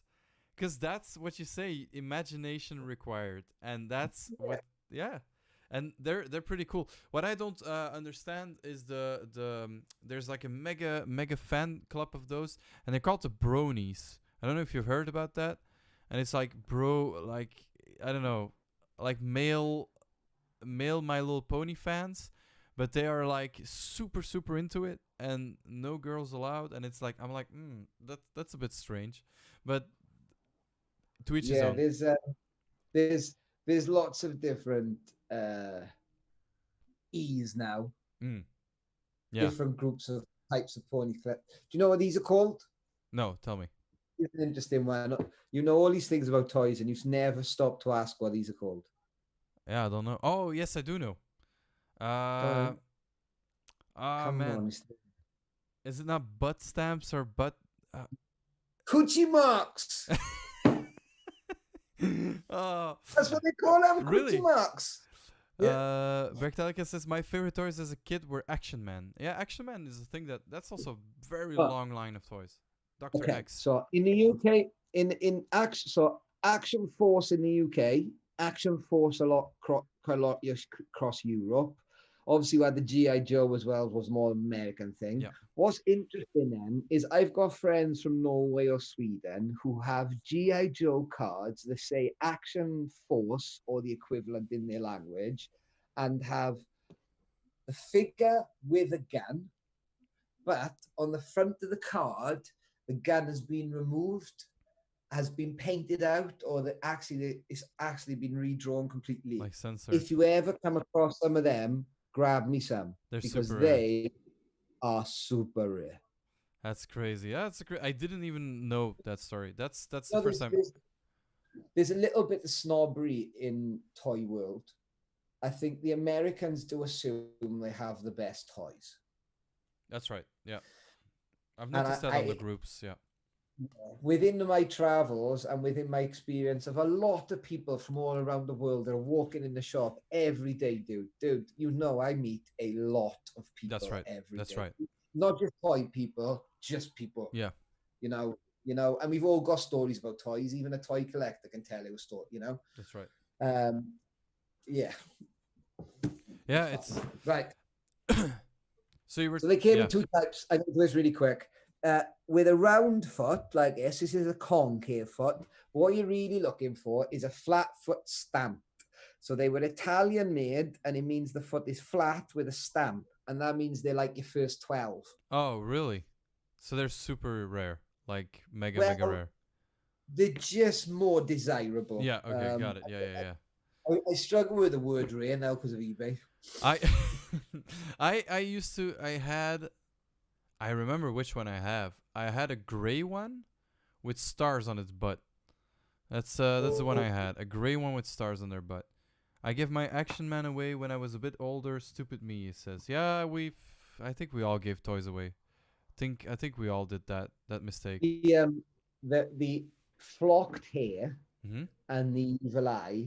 So apparently some of the women at the pallet toy factory, when they were flocking, because they use like electric to flock the hair on the figures. So they would give the figures hairstyles, so they would put more hair on one bit so it looked like they had a Mohican. Oh yeah. And you know, if you go on some of the Action Man face groups, people will say like, oh, he's got like a quiff for it, like yeah. That's cool, man. I didn't know that because I think what he's talking about, because he's talking about Dr. X. I think he's talking about the later like the 90s. Yeah, like it's like in Belgium. I don't know how it was called in the UK. They were Action Man, but like 12 inches. And I don't know if I can show a picture. I'm not sure how to. Yeah, hang on a minute. I can do better. See, and that's why in your podcast, when you're doing a podcast about toys, you need someone like Monkey. If you want to do a podcast about candy, go to the candy store. If you want to do a podcast about toys, go to the toy store. That's what it's all about. Yeah. Exactly. I think those are the ones he's talking about. Maybe these are a little bit later, but those are the ones definitely like maybe one generation before that. I had the one with like the bionic brain, and that was like my favorite toy ever. It was crazy. But obviously behind me you can see some of my favorite toys ever. Whoa, he says. That's yeah. If guys, if you're looking for anything toys, just go to Monkey's website. They're really cool. They're all Dr. X's. Dude, Bertalica, you found your man. You gotta go to monkeysemporium.com. It's Mate, you have to bring him to the shop as well. We have to organize like a meetup at the shop as well. How cool, man! I'm gonna organize that. I'm gonna rent a bus, and we're gonna do like a what's it called? An excursion to your shop. Yeah, a road trip all the way from Belgium to your shop. Oh man, that would be cool. That's but I'm really looking forward to come back to London. By the way, I'm not sure how it's gonna be with the Brexit and stuff, but let's be positive and just hope we see each other. Dude. As for the people of London, and I can speak as the people of London, we can't speak on behalf of the whole nation, and we can't speak on behalf of our politicians, but we will look forward to seeing you and continue sharing times with you and spending time with you. And that's what I'm really looking forward to that, man. Let's talk a little bit more, and then maybe any question? Yeah. Does anybody have any questions? Does anybody have any questions? I think there's because there's quite a few people in the chat and watching as well, but I think people are a little bit shy. Does anybody have a story to share? A question? Do you have like a question from Monkey? Can be a personal question. He will answer it. I know this guy. He will answer it. I'm pretty sure he will. He says, Bractalica says, whoa, that was exactly the one he was talking about. The toy you just showed was exactly the Dr. X he was talking about. So that's really cool. Yeah, that's see? You know when I play Dungeons and Dragons, my intuition's always really high. I always make sure I've got high intuition. Because it fits your character. That's why I play a barbarian. No intelligence, and just boom, just go straight hacking, slashing. On or off, on or off. That's, rage! that's I'd right. like to rage! It's like rage or Savage attack. or I'll Savage just. attack. Savage attack. That's right. Or I'll just stand here. That's it. Yeah. That's all it does. Bractalicus is mind blown. All right. If there's no further questions, let's talk a little bit about what was I gonna say? Oh, what was your favorite toy line? I know it's you probably already talked about it, right? It's probably still Master of the Universe. Yeah, He-Man Yeah. is kind of my jam, really. Is that ever gonna change, you think? Well, I don't think anybody's going to bring anything out better for me. It's the mix for me. I love Dungeons and Dragons and I love Star Trek. So to have the two in the same program, really, as a kid, is kind of... That's right. Because whilst Star Wars is brilliant, because it's basically cowboys and Indians, in space, isn't it? You miss that, even though you got the Force, you miss that magic element. I quite, I like Game of Thrones. I get what you mean, and it mixes like the fantasy with the sci-fi with like it's a very good mix, and it was a very good cartoon. They also made a She-Ra cartoon. Bractalica is asking, what is your favorite movie? Monkey, what's your favorite movie? Do you know what? I got 3 favorites. I was gonna say, I Right? I cannot say one movie. It's always top 3. Yeah, pretty much. So I think It's a Wonderful Life, because I think unexpected. Only because it's a great story about optimism and about an angel getting his wings. I'm not a religious person, but Christmas again, innit? It's that childhood Christmas thing. That good feeling comes on, you hear the soundtrack, na, na, na, na, all and you're like, oh shit, it's Christmas, isn't it?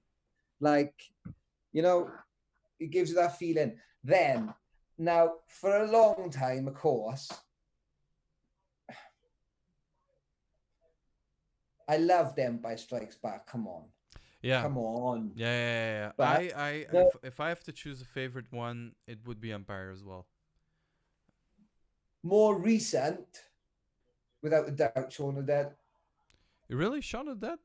We had Nick.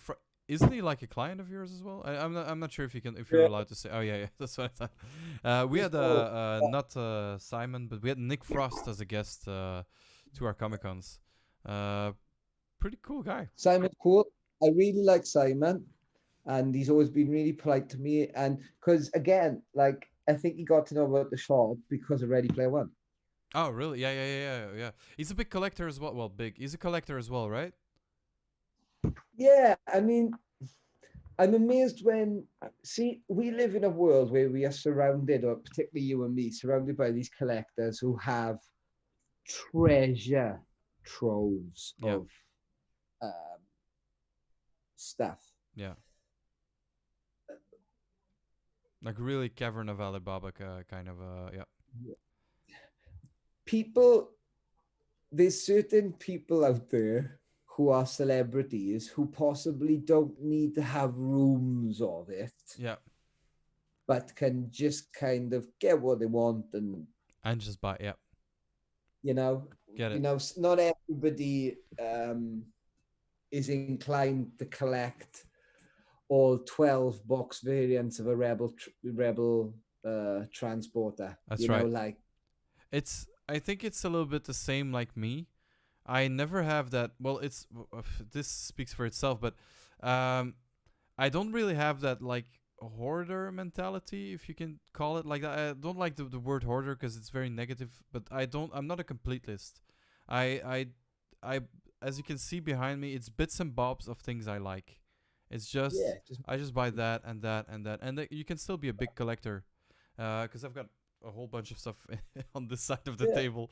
We got another question. Armin is saying Masters of the Universe, Dungeons and Dragons, and Black Star. I think he's talking about his own lines. Yeah, Black Star is a really cool line. I have to be honest, it's a very very beautiful line.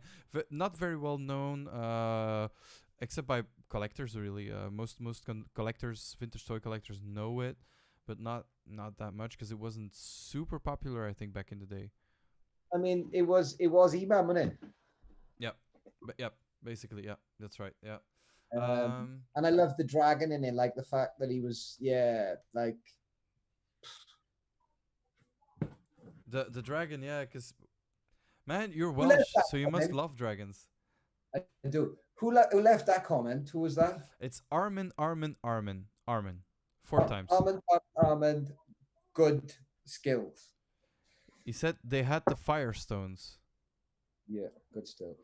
Bractalica asks you, what is your favorite monkey, just for the fun of it?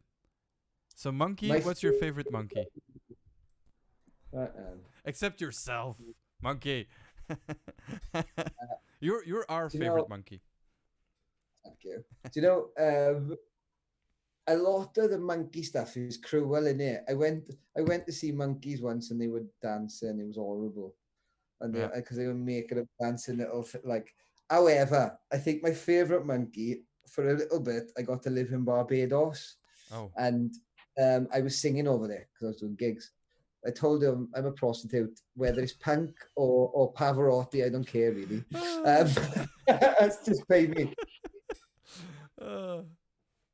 Just pay me like. So I forgot what I was going to say. You lived in Barbados, your favorite monkey. Something just gone off in the box and is talking to me down here and it put me right off. It's one of those action men figures talking to me. Anyway, so my favorite monkey is the monkey that came into the house and took all the food out of our cupboards while we were like chilling in the garden. I love them monkey. I love a monkey. I'm a very much an animal person. And do you have a favorite movie monkey? A favorite movie monkey like King Kong or movie monkey? Yeah, I do, but I can't remember his bloody name. The chimpanzee in Tarzan, in the original Tarzan, the black and white Tarzan, with the good-looking guy who is like the white, like. See now they're saying, oh, Tarzan shouldn't have been white and all this stuff. Hang on a minute. The concept of it is that he's an English highborn that crashes in an aeroplane crash in the jungle. That's right. So he's not meant to look like a native. That's right. He's not, it's not like Mowgli or something. It's a very different story. That's right. Is it cheetah that you mean? Yeah, thank you. Yeah, that's the one I was thinking about that. It's with I think like it's the man's original best movies. friend. Yeah, cheetah. Yeah. I think my favorite one might either be just a monkey from Planet of the Apes, like anyone, or maybe like one of the monkeys in Jumanji, because I really love those monkeys, man. They are so funny. That kitchen scene is just hilarious. It's like, man, I just love that. Bractalica is asking for my top 3 of movies. I find it's a very hard question for me because I love movies. Man, I've talked about movies in my podcasts, and my top 3 changes every podcast. My favorite movie. It's a hard question. I can't respond to it like straight away. I think Jumanji must be up there. Like it must be somewhere. What do you think of the new one? It's yeah, it's entertaining. It's that's it. What do you think of it? I haven't watched it. To be honest with you, if there's not, if right, I'm so bad now. I'm gonna tell you the truth, right? Yeah, If it's not a live Dungeons and Dragons stream, you'll struggle to get me watch it. that's I'm really, dude. I've got to the age now, right, where all of my life I've wanted to play Dungeons and Dragons and yeah. watch Dungeons and Dragons, like live that life 24 hours a day. And now YouTube and Twitch allows me to do that. Like Critical Role, Dungeon Run, all the stuff people But like Acquisitions Incorporate, all them guys. I'm gonna say something, and I'm sure you're gonna agree. And somebody says, R.I.P. Robin Williams. Yeah, man. Any Robin Williams movie, fucking hell. I loved Robin Williams. I adored him as a kid. I adored him as an adult. He was an amazing actor. He still is in my mind. You can watch any Robin Williams film and just you'll love life again.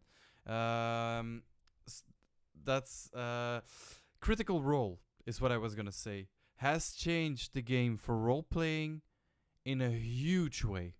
Like in a huge way. They made role playing quite cool. They got Funko Pops. It's crazy, right? That's nuts, right? But it's you gotta remember people that don't know role playing. People were reading Lord of the Rings and stuff like that. Then role playing came about even before Dungeons and Dragons, because people think that Dungeons and Dragons was the first one. It's one of the first very big ones, but it's not the first one.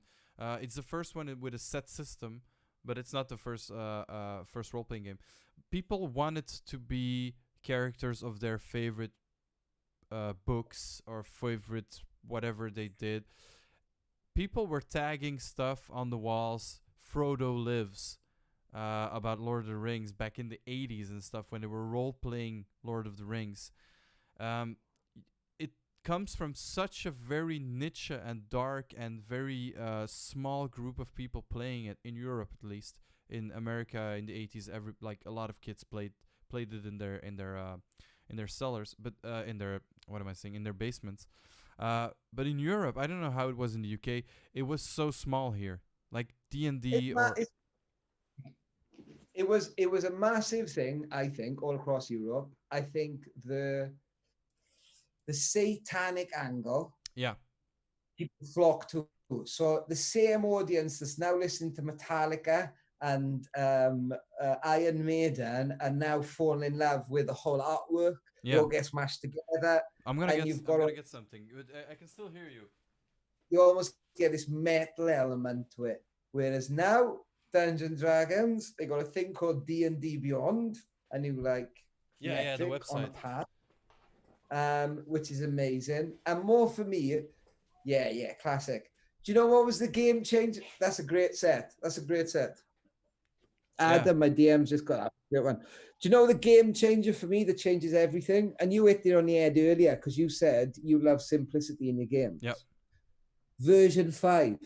Yeah. Because when they went back to the concept of just rolling a 20-sided dice and it all just being on 1 nothing, 20 everything, the game just becomes a lot easier. And you can make it formulative. You can build an app for it. You can do the D&D Beyond thing. That's right. Before, you couldn't have done it. And the revised edition, so this one is even the revised edition of 5th. But 5th is not going to change that much because 5th is just the best edition. It's so easy. Everybody can play D&D. We played with McFlyman, by the way, who is in the chat as well. We have a little D&D group. We don't play regularly. You don't have to play regularly. You don't have to play campaigns. You don't have to be tedious and go every week and play. No, just jump in. Get a couple of beers if you like that. You can even get drunk. It doesn't matter because it's so easy. A website does all the rolling for you. You can do it on D&D Beyond. You don't even need the dice anymore. It's fun. It's more fun when you can throw the actual dice. But it's you know what it is? It's back to that thing where you just need your head, your ears, and you don't even have to watch because it's storytelling. It all happens in your head. And you don't even need pen and paper anymore. You don't even need it anymore. we feel so the world has come so far that it can give you everything real in high def in Yep. the best quality. In When VR, in yeah, so there's this big hole in life where people just want to go back to the way we were for millennia yeah, of looking up at the stars and making stories about the shapes and the stars, man. yeah, that's it. That's why we love all these toys, because it's the it's the element of creativity with all of it.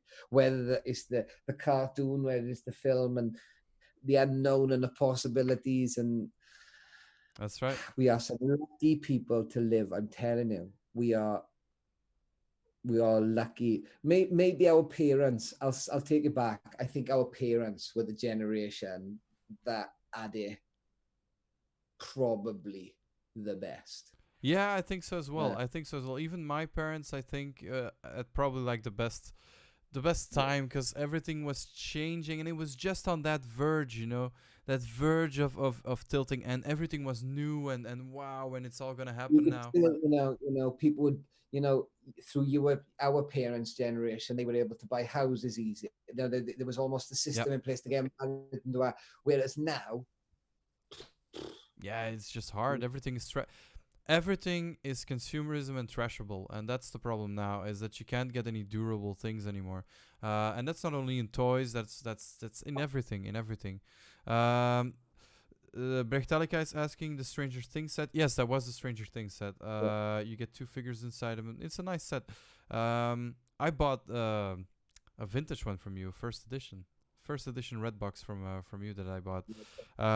It's somewhere. I got a white box here somewhere.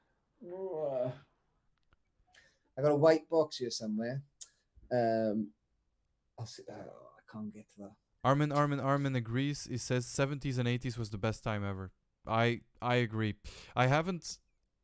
I think you have to extend. I think from a cultural point of view, the 50s, 60s, 70s, 80s. That you can't. I know it sounds awful because we are gonna turn around and go, oh, but Star Wars was the best thing ever. Really, if George Lucas hadn't been informed in the 50s by what was going on in the 50s, That's we right. wouldn't have had Star That's Wars. right.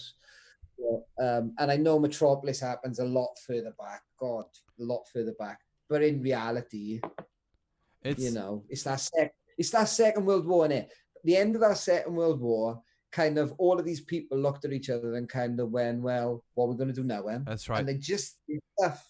That's right. That's right. And that's what I when you're talking about influences, you talk about Metropolis, but even closer to his day and age of Lucas, you had Kubrick, and Kubrick was a 30s child, so I think that's the baby boomers, right? 30s, 40s is like baby boomers, and he grew up in the 50s. Like the 50s was his inspirations because he was 20 in the 50s, and he went on to make movies like Doctor Strangelove, Lolita, but of course 2001: A Space Odyssey, man. It's and that's, people say like, yeah, but it doesn't look like Star Wars. Yeah, but that's exactly it. That's what George Lucas. People believe, there's all sorts of conspiracies about that film. About 2001? Space Odyssey. The conspiracy theories. No, I didn't know. So they I say really don't know that much about it. But he was paid in the 60s to film the moon landing, to make the moon landings. Now I've got a friend who will remain nameless, who has been to his wife's house. Okay. She claims it's all true. Oh. Really? She said it's all true? Yeah. She confirmed? Man. Illuminati confirmed, man. Illuminati. It's confirmed. But hang on a minute. If you were by yourself and old. Yeah. Yeah. I understand what you want to say. I would also, to just to get the people. Yeah, I get what you mean. You would be like, yeah, sure, it's all true. Yeah, stay here, have another tea. To be interesting. Yeah, it's true. Bertalica says, I want to play D&D with you sometime. I'm not sure if he's talking about you or about me. No experience, only Bertalica says that he has no experience, only played Cthulhu and loved it. Well, it doesn't matter. Cthulhu's harder. Yeah, it's way harder. That's right. It's way harder. It's basic. Okay, I'm gonna show what D&D is. Let me show. There is no excuse. There is no excuse to not play D&D. D&D is basically, I'm gonna try to jump over this river. That's it. You just throw it. Okay, I threw a 17. Okay, done. Probably is okay. I probably did it. That's it. Yeah, probably. That's probably it. That's it. And then the DM, which is the dungeon master, says, "Oh, you did it. A fantastic. You jump across that river and you land in such a beautiful way that that the whole village applauds you." And then the story goes 3.9 on. Yeah. That's it. Armin. Everything was new, first time, all new stuff playing on the TV. That was something unbelievable. I played Pac-Man on the Atari a million times. That's what confirms what we were saying. It's like everything was new. Now I don't think people get surprised anymore.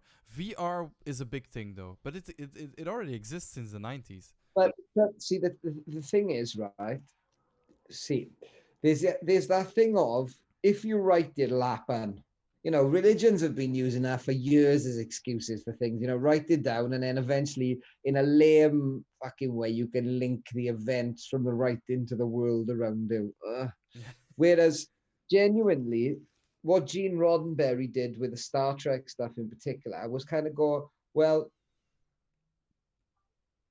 if people were to engage with things in the future, how would they? Because that's a big thing in it. Like, how do you do it? But like the flip phone, Star Trek. Shushy doors, Star Trek. True. iPad, Star Trek. True. So if you like, it was all of that. Like, we've written the future already. Self-fulfilling prophecy. Exactly. So from 1950 to 1999, we've done it all. We've told the story of how the world began. We've told the story how it's going to end in 14 different dimensions. Yep. It's true. So, Black Mirror really kind of is the only thing recently that acknowledges that all of this and kind of goes, well, here's a couple of different outcomes for you. Yeah. And we'll set them today. And it's I also, just the title, I find it a brilliant series, honestly. It's for me, Black Mirror is only the title is amazing, because we're all watching it as these black mirrors in our house. Like any screen when it's turned off is a black mirror. But to me also, I studied film, and they always say like art imitates life, but I believe art imitates life. It's true, but I also believe that good art holds up a mirror to life and shows what life is, and shows what that's why fashion is so important in art as well, or in why do they always look at fashion? When you talk about the 80s, the first thing you think about is fashion, like how people were dressed, because it reflects the way people were thinking. It reflects people and gadgets and stuff. And I'm sure in 200 years, when people will be talking about the 2000s, the fact that we were always on our phones will be one of those things. I don't know why, but it will be one of those things like, oh, remember the 80s when they were all really flashy and they had those Walkmans and stuff, and they were always listening to music. It was very important culturally. They talk about the acceleration of technology. So up until 1999, we were in front of technology. That's right. And then as of 1999, with the advent of broadband, so up until 1999, we could say there's a chance in the future the human race would have to evolve to use this technology. We'd have big fingers and whatever. as of 1999, technology now evolves for us. Yep. So we ain't going to change. Our heads are not going to get bigger. None of that thing's going to happen. No. Yep. Like, and start living on other planets under pressure. Like, I'm not a scientist, but that kind of makes sense to me. Do you know what I mean? So this is kind of us now, and I think this decade is all about us going, well, we know all of our wrongdoings and we know what we should be doing. That's right. As a human race, but we also, as a whole, have to face the future of this is kind of it. That's right. Yep. That's what. Yeah. That's true. Yeah. This is it, and I don't think it's gonna change a whole lot anymore, or it will, but it will just. It will do it for us. We are not gonna control it anymore as much. When they talk yeah. in a matter where they're flying around space in drones. Yeah. So yeah. I think the future is me in a spaceship. Well, maybe it's not. Maybe my future is operating some kind of business in space as a drone or as a. Yeah, it's like I don't know. Yeah, it's people really. If you liked Ready Player One, a little bit less accessible. I think we can agree that Armada is a little bit less accessible. It's like a bit more niche. It's a bit more difficult, bit more complex. Geek. Yeah, but Ernest Cline, honestly, it's I think for the geeks one of the best writers of these days. It's like he's one of them guys. He's one of them guys that the guy who started Scientology. Yeah, L. Ron Hubbard.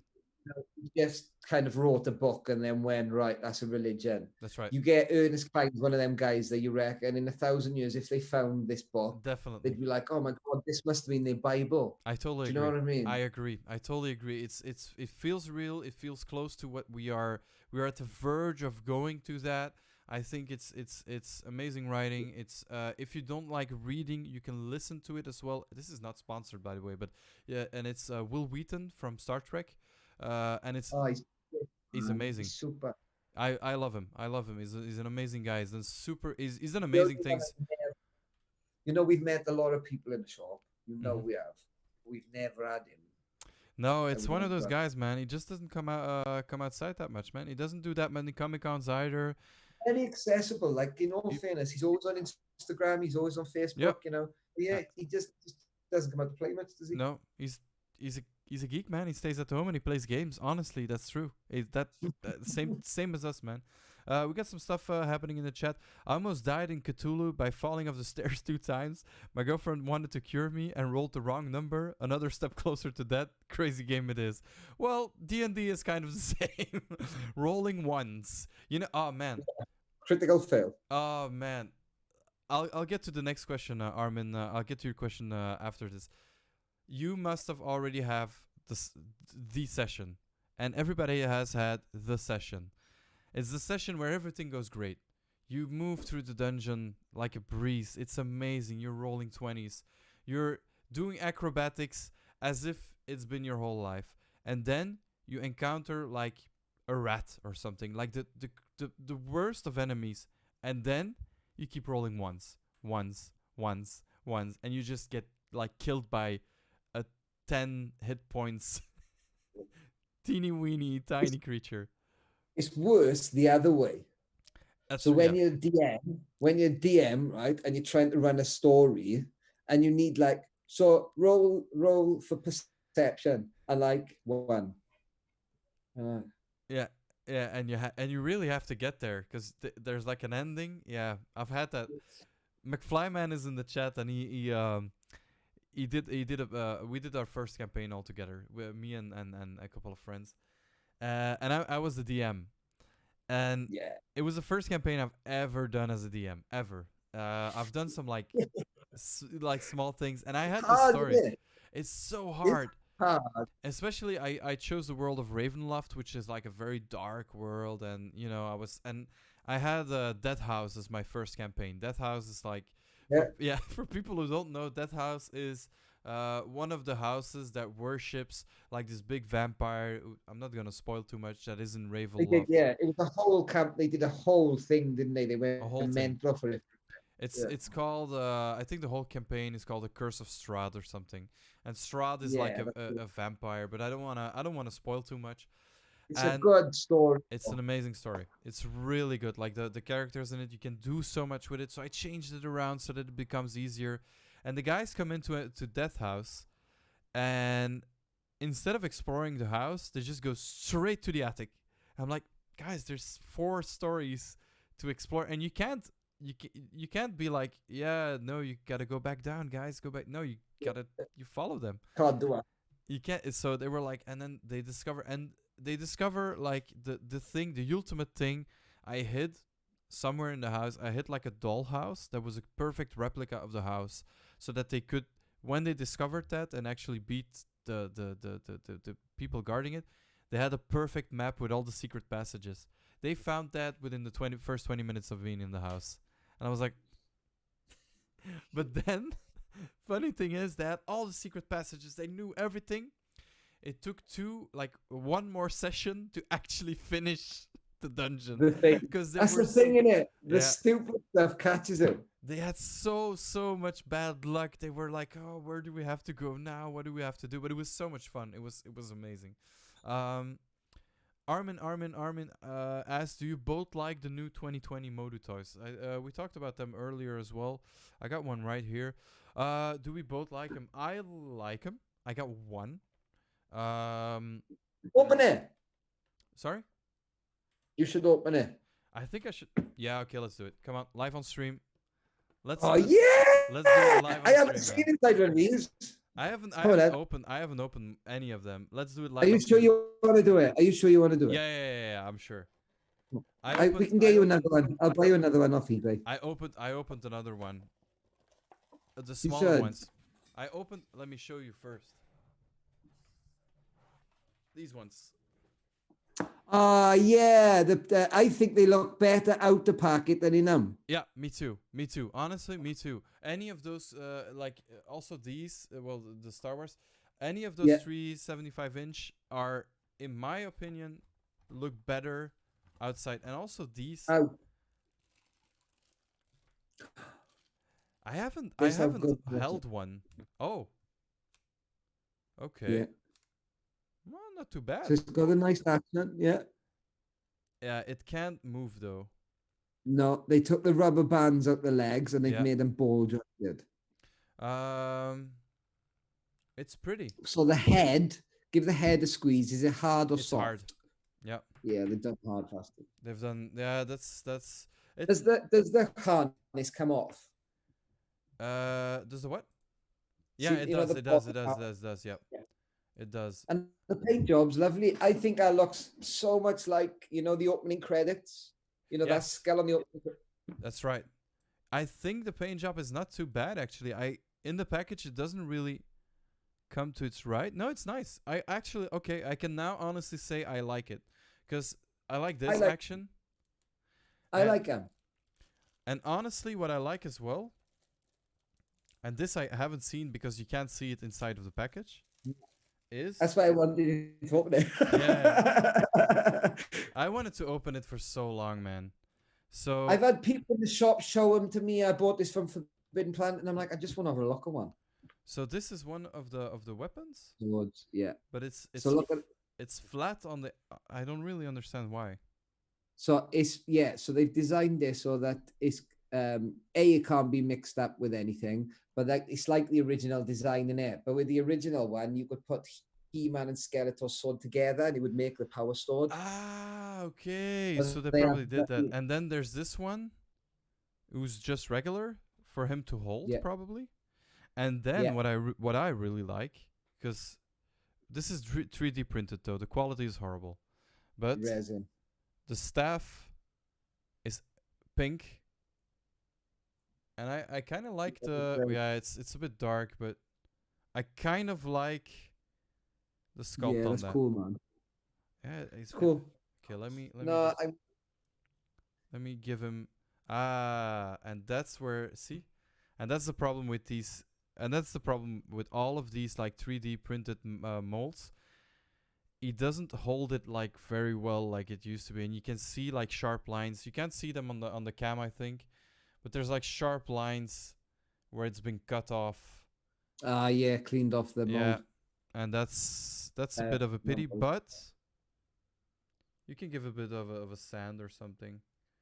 I think they're beautiful. I think, and how much do you say you? Well, they like 20. They're either 19.99 or 29.99. They're very I cheap. think they're wicked. They might be more expensive now, but I don't think they are.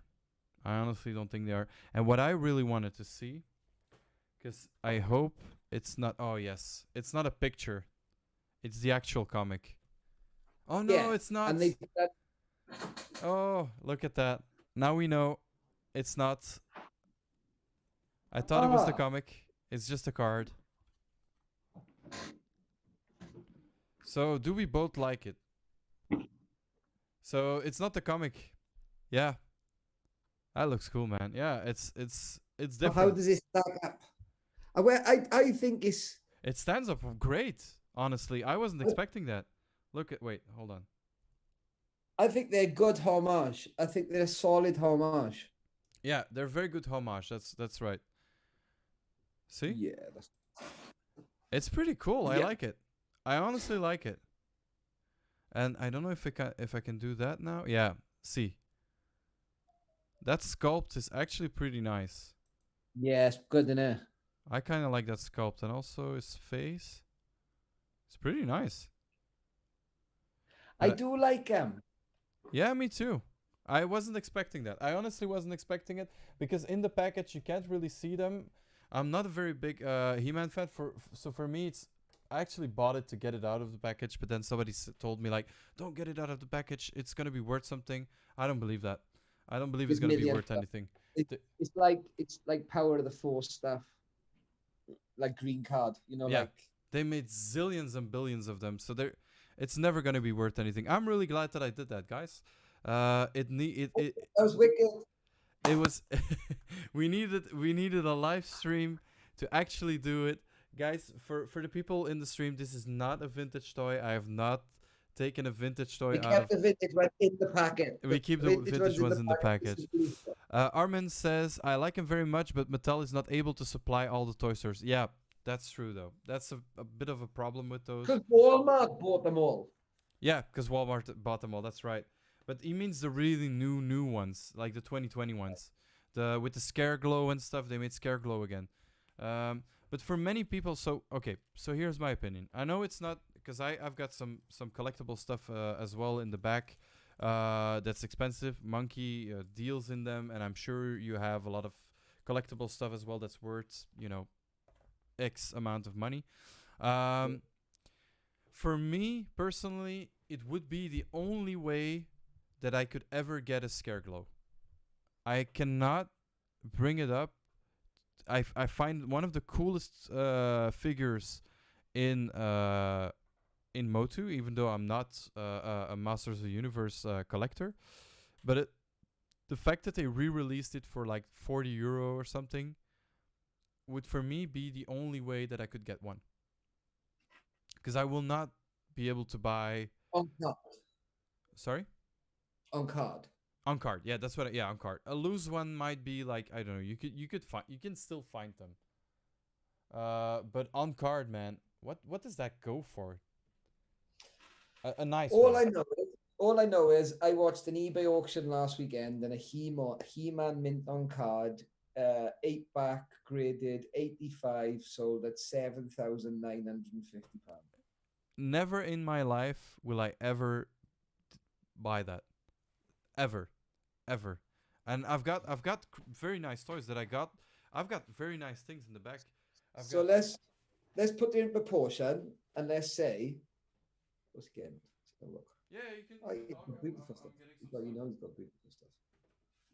He's got nice things.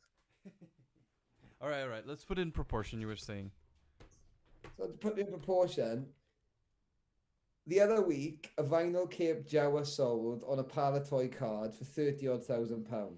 Dude, so they paid by PayPal. So people are paying mortgages, deposits for houses in one toy on the internet. Which is crazy, right? Like it's I'm not saying, look, if tomorrow you find a vinyl Kip Jawa somewhere in, a bundle, I would be so happy for you because you would sell it. It's your job, and you would sell it for a lot of money, and I would be super happy for you. But the way the prices have gone for new collectors that just like the toy for the toy, not for the investment, that's a bit bad. That's a bit sad. Because it's impossible for younger people with not that, if you don't have like a big wallet, you can't buy these 9 state. Well, you can. I bought this guy, which is, one of the more expensive, cheaper ones. I bought this one for €2, and he's very nice. He's very beautiful. He's got good paint on him, isn't he? He's got good paint on him. He's got paint all around. Because these guys, they break easily. There's that saying, and it's true. I think that I do it all the time. Somebody comes in a shop. If I like them and I can afford to do them a really good deal, I will, That's right. Yeah, that's right. That's right. But that's why people come back to you as well, because some people don't know because I don't like them, so don't give them a deal, and then they're the ones that go away. I'll never go here again. And I go, well, okay, that's fine.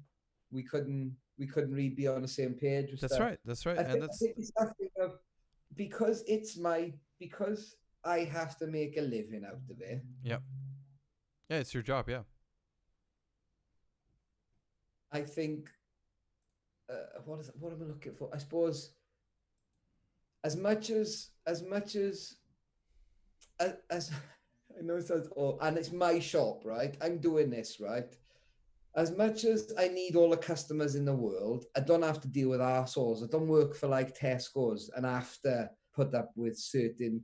And unfortunately, there is a section of collectors that do suffer from jealousy or are not genuine collectors, just know that vintage toys are worth money.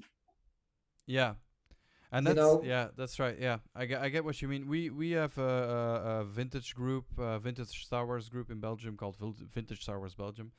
And on there was a new guy, and obviously not really a collector. If you've been a collector for a long time, you sense immediately if someone is a collector or not. Even if he's a new collector that doesn't know anything about it, you'll sense if he's there for the money or for the toys or for the love of it.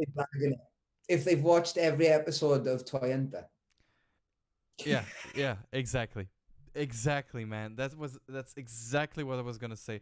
People, let me be very clear. I'm gonna talk into the camera.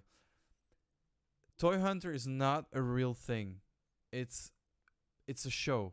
So you are not going to become a millionaire with the secondhand Monopoly you found in your attic. It's just not gonna happen. It's so rare to find like a vinyl Cape Jawa, like you just said, on a flea market. It's just not gonna happen anymore. The prototype I've heard, well, not heard. I know exactly who made it. The L slot. So okay, people who don't collect Star Wars don't know this. You have a Boba Fett figure. Sorry. You're on a rant. Yeah, I am, man. I am. No. So there was a Boba Fett figure. It had a rocket in the back. It's a vintage figure. The first prototypes had a shooting rocket Boba Fett. Yeah. But they had to take it out because some crazy kid choked on the rocket and died or something. They just said it was a choking hazard. Or you can't do that. Choking hazard, you can't do that. Okay. So then they glued down the Kenner one. Yes, the Kenner one, Bractalica. That's right. They glued down all the rockets. So if you wriggle them really hard, you can actually get the rocket out, by the way. Nice tip for everyone at home. The prototype one is supposed to be worth a lot. I don't know how much, but it's worth... I don't know. Now, after Corona, I don't know what that iron stuff could be worth 5 times what it's exactly. Yeah, right. Because everybody's been sitting at home, hungry for buying shit. So it's going to be very, very expensive. The one on Toy Hunters, I know the maker, and you will know him too. He's called Mark Poon. From the Poon, he had those Stormtrooper fakes who were really, really good. Toy Hunters, the makers from Toy Hunters called him, asked him, "Can you make a perfect replica of the J-slot prototype rocket firing Boba Fett?" He said, "Yeah, no problem." So the one that he finds in the episode of Toy Hunters is not a real one. It's just a fake one. They pass it off as a real one because they want to tell the story. He buys it for, I don't know, not that much, and then goes on to sell it for $10 million or whatever. I don't know what the story is. But it's not gonna happen, people. Selling toys, Monkey, you can say this. Selling toys is a hard job. It's very, very difficult. Sometimes, like, you'll have...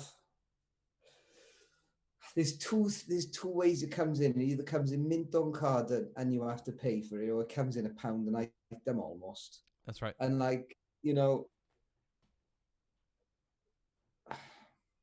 I don't think I got the best toy shop in the world.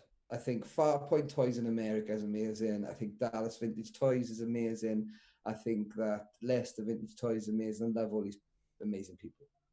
However, right, I have to clear stuff. I have a lot of stuff come in, and it's not just mint on card stuff. No. Like some of the Facebook groups I watch it, you've got dealers on there, and they are dealing on high-end carded figures all day long, which is great. I know which one you're talking about, and I also don't understand how that works. Like, It's amazing. I love it. It's amazing, right? What they're doing is amazing, dude. I respect it. Mm-hmm. However, in a location that I am in London, where I've just got normal 20, 30, 40 somethings, 50 somethings coming in the shop going, oh, I remember that. How much is that? That's right. I need a lot of loose stuff. People say to me, oh, you've got the same turtles as you had last time. I'm like, no, we've sold them 6 times. Yeah. And they just don't want to hear, yeah. Why don't you get more high-end stuff in? Because the high-end sits there for ages for the right buyer. Whereas in reality, the dead pop, the Chewbacca, a complete loose Chewbacca sells all day long. That's they right. just do. That's but right. then because it's also not super steep, but you have a nice figure, complete. 15 quid Chewbacca with a star stand. That's right, dude. From the shop, I think we do them 20 quid on delivered or whatever. That's right. But like in the shop, 15 quid. But even if you're not a Star Wars collector, having a little Chewbacca on your desk and work, it's just cool. That's right. Cool. That's right. No, I've got it's all the way in the back over there. I got a little bit more Star Wars. I've got that little the what? Yeah, the big one. The big one is really rare. Santa Mama. It's so rare, man. I didn't know that. You have to get. And so that last episode is horrible, isn't it? Yeah. Can we spoil it? We can spoil it. No. It's been 30 years. Yeah, no? Go on in. 30 there. They've had enough time. So the last episode of Dinosaurs, they all die. The big the meteors come down to Earth, Ice Age, and they all die. That's it. And it's super scary. It's like, honestly, it's the most horrible. Like, it's the most horrible feeling ever. It's horrible. Let's get back to really cool, to fun stories. Bricktalica says, I'm going to bed. Great stream. Love your stories, Monkey. So, there you go. Thank you. It's been a pleasure being with you guys. Thank you, Bricktalica. Give Bricktalica a hand in the chat. He's been very active in the chat. That was very nice. So, have a good night, man. We're gonna talk a little bit further. But I think we're gonna turn in a few as well. I gotta pack some. Oh, look! He's showing me all the nice things now. 75. A 75. It's not super high, but I got it as a birthday gift. I think it's beautiful, and I think that moving forward, that type of thing as a gift, will become more and more of a thing. I think so too. And I also think it's just, look, I got something. I showed you these puppets, and I already told the story. I got these from my girlfriend, but what I also got from my girlfriend, and that is so geeky because she remembered that I told that story, is so same universe. Let's try to focus it a little bit. Sorry, it's in my program. So this. Yeah, I can't focus it. doesn't really focus. Anyway, so this is a pin. Let's try to cover it. Any Okay. white paper? Yeah, that's a good idea. See? Yeah, I know I've done this before. He's done this before. You can see that. You can see that. Okay, so let me up like that, closer to the camera. There we go. Yeah. So now it's autofocused. Yeah, there it is. So this thing is an employee's badge Wicked. of that amusement park I was talking about.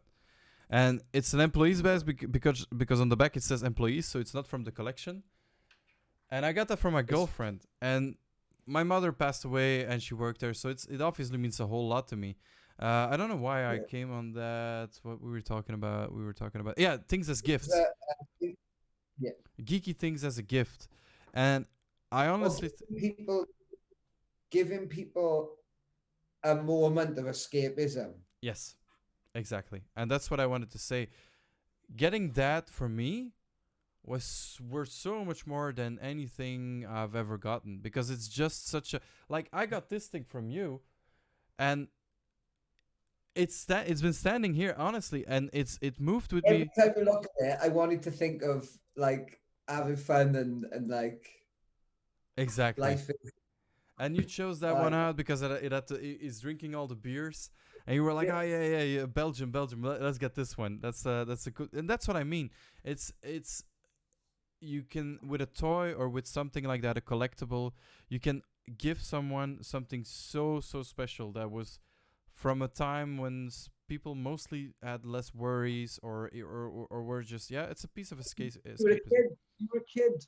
Like if you turn to anybody and say, I mean, there are exceptions to the rule. Obviously, people have different upbringings, but on the whole, you say to a kid, "What's your fondest memory throughout life?" I bet it's Christmas when I was 7. 100%. I'm sure. Even and as much as I'd be a very good car salesman, I believe that my soul gets fed by selling this type of product. Genuinely. Right. And also, you say different types of upbringing, but I've recently discovered that Tutankhamun, for example, was buried with his toys. He was buried with his toys, and they're very beautiful toys. They're very nice toys, and that's that. See what I mean? Like how important are toys in someone's life, and it goes back centuries and centuries. But I'm getting very philosophical here. I'm gonna show some more stuff. Look, Dark Crystal. You see, I bought this with you. This is it's the Emperor. Can't remember his name. Yeah, I do know. Yeah. And the Skeksis. So Tim Clark did that as well. That's yeah. And I got another guy that I speak to a lot who I need to put you on to, and he did all the Henderson stuff, and he did Muppets, and he did Christmas Carol, and he did Labyrinth, and he was a puppet maker for them, and he comes in the shop. I'll give you his digits. You should do a little thing with him. He's amazing. With pleasure. He's amazing. Pleasure. Let me put these back. And I got one more that I can show off that I don't show. I've got loads of signed stuff. Something fell. I don't know what. We talked about this before, As much as I love a Comic-Con, don't get me wrong, right? Everything you do is amazing, right? And I'm not knocking any of the things, Funko Pops, like any of these new things. None of them. They're all brilliant. Well, I'm gonna support everything in the world now. Unless it's bad shit nowadays, it's good by me. You're right.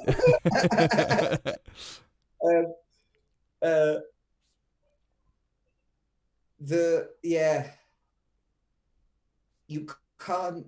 What a Funko Pop can't do is give you something that's just been pulled out of the ground and instantaneously just That's just right. can't do it. That's right. It's what I don't like. I've got a couple of Funkos, but you know what? It's very very strange. I buy Funkos because I think I like them, and I instantly dislike them the moment they get home. It's I don't know what it is, man. I don't not, and it's not that I don't like modern toys because all the toys I've got here in the back are all Rocky Horror Picture Show. Oh, that's cool stuff. Though. Yeah, I've got some stuff, and it's not even everything. It's just because a lot of stuff is on this side, the side of the camera. Um, but for example, these things, those are Rocky Horror Picture Show from Super 7, from Reaction. Okay, they're very old school looking. They don't make this kind of stuff in vintage stuff. So it's not that I don't like the newer stuff, but it's just that Funko is a very, for me, it's very representative of consumerism. I want to have everything, and I want it now, and I want it cheap. You know where they were clever by inventing something that only they produced. That's right. So if you go to, yeah, I think they say it in documentaries on Netflix and stuff. If you go to a film and say, "Can we buy the rights to your toy?" There's a bidding war. Whereas if you go to them and say, "Oh, can we have the rights for the Funko Pop?" Yeah, there is no bidding war because that's right. they can only the only ones that make a That's Funko right. Pop. And it's a bit ironic that I say like I like the modern stuff, and I'm talking about Reaction because Reaction is the same company as Funko. So it's a bit ironic, but But it's not it's not because I'll be honest with you. For all these things we are saying, the next generation they will be having this conversation in a VR room yeah, with their goggles on. yeah, like this. Yeah. And just saying, yeah, I think so too. It's I've got one more thing that I want to show that I've never shown actually. After I got it, I'm not sure where I bought this. It might have been at your shop. Did you No, have these? I know what these are. These are really nice. And the best of all, so it had a card, and Yeah. that's why I want to show it because you just said like giving these things will be a thing in the future. This is from 1991, and it had like a little Valentine's kind of type thing to and from, and I wanted Nichelle Nichols, who plays this lovely lady, to sign this to Sven from Nichelle Nichols, but she signed all the way over here, man. I love it. She's like, I'm gonna take the whole plate. I'm just gonna write my name all over the thing, and that's That is somebody who has practiced writing their signature over many years. You know that, don't you? that's right. And she just said like, I'm gonna take the whole thing, and this is unique because normally she has like a beautiful signature, and she said, nope, I'm gonna go whoop all the way around. I love it. It's almost graffiti like, and she was a lovely lady. It's like calligraphy. That's right. I've got some crazy those guys that their signatures at the end, they're so beautiful. It's like I can't if I have to sign something, it's always gonna be different. It's gonna be like I have I just sign with an X. I do. yeah, Like. just like whoop. To be honest with you, most of the things I have to agree to nowadays, I just roll my thumbprint with. It's fine. Yeah. Oh man. All right. I think I asked you everything I wanted to know. Well, of course we can talk for hours and hours. The chat was very active. I really like that. I enjoy that. Monkey, is there anything you want to tell us? Is there to round off this fantastic podcast, by the way, because it was amazing. Is there anything you want to tell us? Is there anything you wanna communicate? Keep with the supporting world? my man because he's a legend. Thank you. Everybody keep supporting him and keep supporting his feed. Follow, subscribe, all them things. Facebook, Instagram, he's on everything. monkeysemporium.com, can't find me. God bless you all. The world's crazy. I know it is, but it's not. There is sane people around the world who are just holding together and keep going because we genuinely believe and we know that everything will go back to normal and we will get a chance to be together again. I know we will. I think so too. As mad as it seems now and as bad as it's been handled. Anyway, God bless you all. All right, man. Thank you for this message of positivity. This is how I know Monkey, by the way. If you go to his shop, this is gonna be it. It's gonna be you're gonna go inside, even if you had a bad day. You're gonna have like positivity, positivity. If you're positive to him, if you're optimistic, if you're friendly, you're gonna God. get it tenfold back. It's check him out. Gift Monkeysemporium.com. You can check him out on Facebook as well. Monkeys Emporium. It's written down right here. I got the big, huge logo. For people watching this on demand and listening to this on Spotify, probably a week from when we actually did this. This was a live podcast with my man, Jonnie, Monkey Hawkins Hello. from Monkeys Emporium. I love this one. Thank you so much. I love you too, man. And I think the chat loved you as well. They loved your stories. They loved our stories. It was an amazing, amazing time. I'm going to leave everybody and tell them to have a fantastic night. Enjoy your, I think we're Wednesday. Yeah. It's almost Christmas. I see Monkey's already cradling a little baby there. Thank you so much. And, well, thank you for joining. It was amazing. That's it. Peace out. Bye, everybody. Bye. Bye.